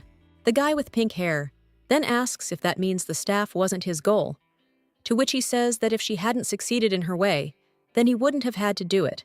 He would have found a solution, but now that they have dirt on them, it's time to put an end to it. A short time later, someone claims they'll force him to confess to anything that in any way concerns Glare. The Grand Master then tells the knight to leave this guy to him, and then turns to Master Ramter. He asks if he couldn't think of anything better to do than try to harm him. The Dean then apologizes, but the brunette tells him not to be afraid, because he keeps his words, and it's time to finish, so let him tell everything he knows. The blonde-haired man claims that the Tree of Life Alliance is falling apart even in Edifice opposition to Edifice's growing, and he thinks Cage already knows it. There are two main forces on the continent: the supporters of Edifice, that is the union of the Tree of Life, and the opposition, Ouroboros. The Tree of Life dominated the continent. However, when Cage became an archipelago, Edifice became unsettled. The man replies that he knows, but the Dean insists no action has been taken yet. Cage claims that there must be some main goal that they are pursuing, and the guy with blonde hair says that he doesn't know the details. At this point, the brunette asks if he really decided to do this after hearing this question. He also says what an idiot the guy is, and he didn't come there to listen to such nonsense. And if that's all he wanted to say, then they can say goodbye. After which Ramter cries out to the Grand Master and claims he doesn't know the details, but the opposition unites Edifice. He plans something truly grandiose, and instead of official meetings, they meet privately to discuss everything, and he just follows orders. The guy also remembers how the man asked if they would invite those from the Empire, to which he replied yes, and the man asked if they hadn't had a banquet yet. The Dean insisted they probably wanted to celebrate with a twist. Now the brunette is wondering who the guy met back then, and he claims that this is a man from the imperial family of the Tree of Life, and also the Great Duke of Kels. The brunette wonders if he is at odds with the Emperor, and the Dean claims that as the younger brother of Emperor Malgut, he was eyeing the throne for himself and wants to stage a terrorist attack at the upcoming banquet for his student. A little while later, Nathan tells the young lady that everything is ready, and she claims that everything happened faster than she thought. The guy claims that all this is thanks to the master, and then the girl says that she will test this staff, to which he agrees, and the young lady takes the staff in her hands and uses it. The boy remembers how the master told him to remember this light. He then claims the girl used elemental magic, to which he replies that she does and knows a little about it. The dragon tells the man that this isn't bad. The young lady asks what Nathan thinks. He replies that it's wonderful and asks if the staves are amazing. The girl replies that they are, but wonders why he suddenly changed his mind about her, considering she's still part of Edifice. Nathan says that if he were a master craftsman, he wouldn't refuse anyone a staff. The young lady smiles and then offers to carry out his wishes. The girl also recalls the reversed Hierophant card, which describes challenge and rebellion. It symbolizes wisdom passed on to the next generation, and Nathan's story is just beginning. A little while later, the main character is already waiting for the guy and asks how long he'll be back. The dragon then tells her to be patient, as he has a lot of things. At this time, the young man looks at the teacher's basement with his things and says that he may not return, but until their next meeting, he will become a student who can be proud of. Afterwards, the guy goes outside and declares he's ready, and the main character then invites him to go. At this point, someone asks if the girl has to go to Edifice. After all, she is an imperial princess, and let her mean it, to which the young lady claims she understands. But she still wonders if she can't just be at the celebration. The man then says he needs to think about it. The servant claims that a banquet will follow the student's return from training, and rumor has it, she's already returning, so a decision needs to be made quickly. After which the emperor says, okay, the girl will go, and she with a smile on her face asks if it's true. After which she happily runs off and thanks her father, but he only sighs and asks how such a carefree child can rule an empire. He also turns to Kels and tells him to follow her. The man agrees and tells the emperor to trust him. Meanwhile, the girl runs to her maid and tells her she's allowed too. The maid is startled by this, and the blonde asks if she's scared. But this only implies that tomorrow's lesson will be about imperial discipline, to which the girl replies that if she doesn't answer, she's busy. The brunette then asks if the lady really loves Edifice so much, and she says that of course she dreams of becoming a student of the archipelago. But this ship has already sailed, and he has acquired such a capable student. The maid then asks if the mistress is talking about that girl with many abilities, and she even wonders what it's like to have all 5 types. The blonde claims that she wants to meet this girl, and she has so many questions. But then, the maid tells Her Highness that there is a letter for her from her maternal grandfather. But the blonde tells the maid to simply read it and respond, but she asks if the princess shouldn't at least look at it. Her mistress says it's obvious what he wrote. Then thanks Zila. The girl then closes the door and sighs, wondering why no one supports her dreams and understands her. And meanwhile in the tower, Vidian addresses Nathan, and he says that he is glad to meet you, and that the guy is a nice young man, after which he thanks him. The pink-haired boy asks who knew that her innocent face could throw manure, after which the boy asks for forgiveness for this, and Vidian claims that Lady Remillion said that with such impressive training, he could immediately begin work in Edifice. The guy then asks if this is true, to which his interlocutor replies that of course it is. As for the magic of emergence, he can learn it as he works. The young lady then tells Nathan that it's really cool, and Vidian says they're inseparable, and they also make him jealous. The main character then tells Mr. Vidian that he's also a very close friend of hers. At this point, the brunette says that Remillion has made a good friend, after which he gets up from his seat and asserts that he thinks the guy will become a strong support for Edifice, and he seems trustworthy. The guy with pink hair then asks if he's serious and claims he has the same feeling. The tower master puts his hand on the boy's shoulder and says that Remillion is his apprentice, exclaiming that of course he respects Lady Remillion greatly. Meanwhile, the dragon says how poor this boy is. Vidian then states that now they must officially register Nathan, and he will take him for a short time, after which the guy nods and says that they will move on, and also thanks Mr. Vidian. When the young woman is alone with the brunette, he suggests they go for a walk, and the girl agrees. As they walk down the street, the girl tells him about the vessel, a crystal ball in which her mother is sealed. Cage claims that, unfortunately, there hasn't been much progress, and for the first time, the Twilight Knights are having trouble with the quest. The girl understands it's because the game still has 5 years to run, but she won't sit idly by, and he won't let Varys lay his hands on her mother. Meanwhile, the brunette says that by the way he's impressed with her results, and it seems he underestimated her. The girl is a little surprised after this and asks him what he's talking about, then claims it's all thanks to him and the information from the knights. After all, she succeeded because she knew the Archmage was protecting her. The man then says, that's understandable, but then wonders why the girl calls him Archmage. The young lady then says that's because he is, but he insists that he is also her teacher, so if she doesn't mind, she can call him teacher. The girl then realizes that as far as she knows, the emperor keeps his heirs in check. This is what magicians often do with their students, and in order for a Poppy to strengthen his power, he can recruit many students so that they fight among themselves as if training a puppet. There was always a gap between the master and the student, but the girl says that she is a child and cannot call him that. The man then leans over to the young lady and tells her not to worry, and that if she's more comfortable, the technician will be fine. The young lady, shocked, then asks what he's doing. The man simply says he wants her to feel comfortable around him, and the girl then asks if she'll call him master. But the brunette replies that if she feels uncomfortable, he won't force her. He also looks at the lizard and says that she seems to be called Ahim. The dragon, then shocked, says that he must have realized who he is. The Archmage then rises and says that it doesn't matter, since she's probably tired, so he suggests they go back.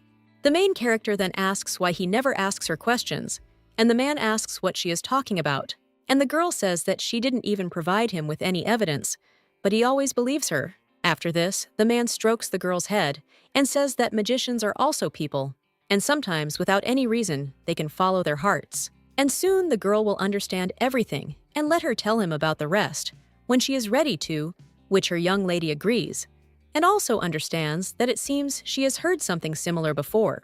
A little while later, she is already sitting on the couch, and the dragon asks if they really don't know what to do.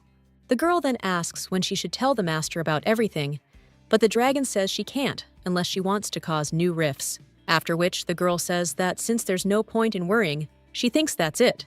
Occam then says that what's more important is whether she's afraid to meet the Elos kingdom at the banquet. The girl then asks how he knew she didn't like them. The dragon then says they tried to put her into eternal sleep and that their idiot king Varys is the one. The young lady insists that's logical. Well, there is nothing to worry about, because Elo Hayes is against Edifay, and they will not take a step there, after which the dragon says that this is good, and also claims that he admires her courage, even knowing that the girl will be erased in the end. But then he gets a little nervous and insists that, as he already said, as soon as the rift disappears. Well, the main character then asks if the dragon really has anything he wants to keep, to which he replies that he doesn't, but the girl insists that she does, and that it's the one who sacrificed herself to truly love her. And although she shouldn't do this, she wants to. And the girl asks if he didn't say last time that he would look for a solution. The dragon claims he'll try, but he can't guarantee anything, and he can't tell if she's being optimistic or just careless. The girl says it's both, after which she picks up the dragon and asserts that she knows he can do it and believes in him. Occam is surprised by this and then says, "Okay." He then goes to bed, and the young lady bids him good night. The next morning, someone tells the guests that they can go straight to the second floor because the banquet is being held there. The young lady stands against the wall and says she's had enough as she can barely move. Vidian thanks her for getting up so early in the morning to get ready, and the girl claims that it was a real battle, after which the Archmage's assistant. He says the banquet has only just begun and wonders how the lady will hold out until the end.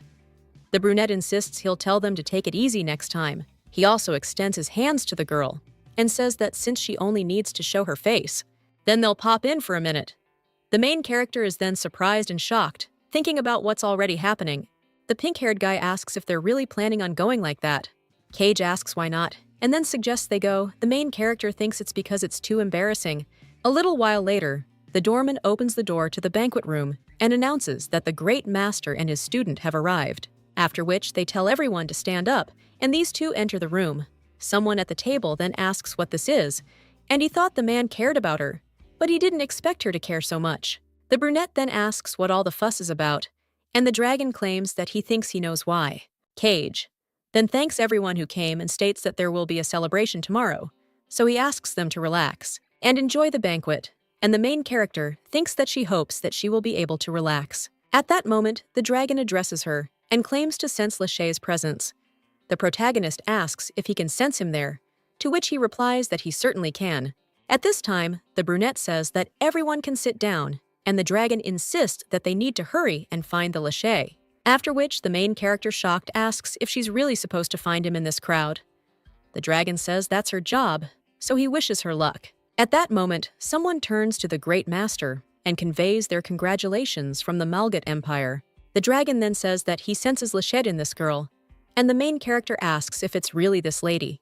At this time, the brunette thanks Princess Lenore for her visit, and Remillion wonders if this is really the princess. At this time, the girl with sparkling eyes asks if he remembered her name, and the dragon claims that something tells him that this girl is unbalanced. The girl then addresses Miss Student and declares that she's glad to meet her. The protagonist replies that the feeling is mutual. The blonde says she heard she has 5 abilities. Meanwhile, the Archmage turns to Remillion and says they need to go. The girl then agrees with the master, after which she also turns to the princess and apologizes and says that it is time for them to go. Well, then she wonders what it was and whether the master deliberately ignored her, after which they leave, and the young lady closes the door while she is dining with the master. Then he asks if he knows Princess Lenore well, because it seems that this is the case. The man claims it's a long story, and she said her dream was to join Edifice. This caused a great uproar in the Empire, and Hylamonica, meanwhile, the dragon claims this girl is definitely strange. And the brunette says that whether it was her dream or not, he has no reason to turn away from Edifice, so he refused her. But the main character says that she still seems to have hope and wonders if she will ever be able to join Edifice. At this time, the dragon wonders why she is asking this and whether she really wants a massacre. The brunette replies that he doesn't have it and that it's not with him, after which the main character says it's clear. A little while later, the main character suggests the dragon go get the Lachey, but he insists that they don't know what kind of guy she is. The girl says she thinks it's pretty obvious the princess will babble, and she's even sure of it. After all, this card is supposed to be a star, which signifies hope and purpose. The dragon claims that this is very plausible. However, there is a problem, and the girl asks what it is. After which, he says that this girl has too strong a mental defense, and if a Lachey merges with a person, then a mental barrier appears. The young lady then suggests simply removing it, but the dragon claims that he cannot, and that it is difficult. For example, there is a man with complexes about his appearance, and after taking Lachey, he became a handsome man. The girl is surprised after this and asks if Lachette really has plastic surgery. But the dragon insists he's not finished yet, and the man becomes obsessed with his appearance and attempts to extract the Lachey promise failure. He then asks if she understands that his true desire was to finally love himself. When appearances failed, force followed, and when that failed, connections prevailed. Crying filled with endless greed. And eventually, his true nature was revealed, and he was also extracted. He had experienced a lot during this time. The young lady then asks if this means that there must be another reason why she is so obsessed with Edifice.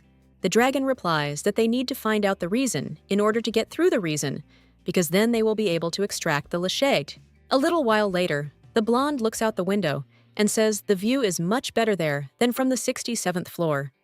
She then asks what it's like to see such breathtaking views every day, after which she also asks if she can see the young lady's bedroom, to which she says she doesn't mind, and asks if the lady likes Edifice. She replies that, of course, since it's the center of world power, and the youngest archmage is there. This place is also overflowing with powerful mages and magical innovations, and it even protects empires. The young lady realizes that she's a real fan, and she's seen this somewhere before. Then she realizes that this girl resembles her friend from a past life because this girl is like a fan. The dragon at this time claims that she looks unbalanced, and he is sure that the crying had a big impact on her, after which the little girl claims that she was told that the princess was trying to join Edifice, and she wonders what prompted her to make such a decision. The princess then asks why she's asking. The girl replies that it's because she was even prepared to give up the throne, and there must be a reason for such a decisive action. She also realizes that she might be rushing things. The blonde insists that all that is in the past, after which the main character apologizes and claims that she was just curious. The princess then says that she just likes Edifice, and she doesn't think there is anyone who wouldn't want to go there, and this is all she always thought so, and she hopes that someday he will understand it. After which the girl also says that in any case she will continue the excursion next time, and they'll see each other again. Meanwhile, the dragon insists that this girl is hiding something and doesn't care whether he sensed it either. A little while later, the young lady finds herself at a banquet, but wonders why the party is so extravagant, and it is quite overwhelming. At this point, someone addresses Remillion, and she greets Nathan. He then comments that she looks very beautiful, and she's the absolute star of the party. The young lady then says, "Oh well," and he looks so dressed up, he's unrecognizable. The guy says that he just put on whatever they gave him, but then he says that first, they need to greet each other properly, after which he bows and tells Lady Remillion that he is a new recruit of Edife and asks to call him Nathan Sian Kiliosian. The young lady then turns to him, and he only asks what she thinks of you, since he has no family. He added the name of the master, and when registering, they required a full name. The main character then wonders if he really added a middle name in honor of his master. The guy simply says he hopes it suits him. Remillion understands that, according to the original Reborn law, he couldn't take his master's surname, and Nathan Kiliosinen's journey begins right now, after which the young lady says she likes him, and the guy thanks her. At that very moment, someone asks for his attention, and he claims the Archmage has arrived. The man enters the hall and tells Remillion to come theirs, after which he thanks everyone who came there that day to congratulate his student Remillion. Although he is sure that they already know her, they still offer to officially introduce her. The young lady then greets everyone and states that her name is Remillion, and she is also impatient. But at that very moment, an explosion occurs behind them, and the main character is shocked and wonders what it is. After which, the aristocrats run away, and someone announces that everyone present should pay attention, because they have captured Crown Princess Lenore. At this time, the main character is thinking about what to do, and everyone runs away in horror. But at that same moment, the man turns to Remillion and tells her not to be afraid, and let him rest assured that everyone is safe there. The young lady realizes that everything has suddenly become quiet, after which the man claims that in order to identify the criminals, they deliberately allowed their invasion, and the Twilight Knights are already detaining those involved. The princess is also safe, after which the man begins to use magic, and the main character thinks what he is doing, after which the smoke clears, and the man claims that the party continues. Gerhau then just laughs and cries out that a lot of time has passed since the last such attack, and asks if this is true. Then someone claims that this isn't the first terrorist attack on Edifice, and someone else claims that yes, this is no longer uncommon, and it also seems that their number has decreased recently. The girl then thinks that Hilomonix has long been known for its susceptibility to attacks from outside. Hey, the young lady thinks why they are so calm. At this time, the man turns to her and asks if the girl was scared of something, and she replies that she was a little scared, but she still thinks that she still has a long way to go before she gets used to living in Edife. After which, the Archmage apologizes and claims that because of the attack, he was unable to devote time to her, but the girl says that everything is fine. After all, Edife is an amazing place, and this minor incident is nothing. At that moment, someone approaches the master and claims the princess has escaped. The protagonist then asks if she really has, and the brunette says that it's clear, and she planned everything, including even her kidnapping. The girl then asks if she planned all this and why she did it. The man replies that he has no idea, but they need to handle it quietly so as not to disturb the guests. He also says that Remillion will stay there, to which the girl agrees and watches as the master leaves.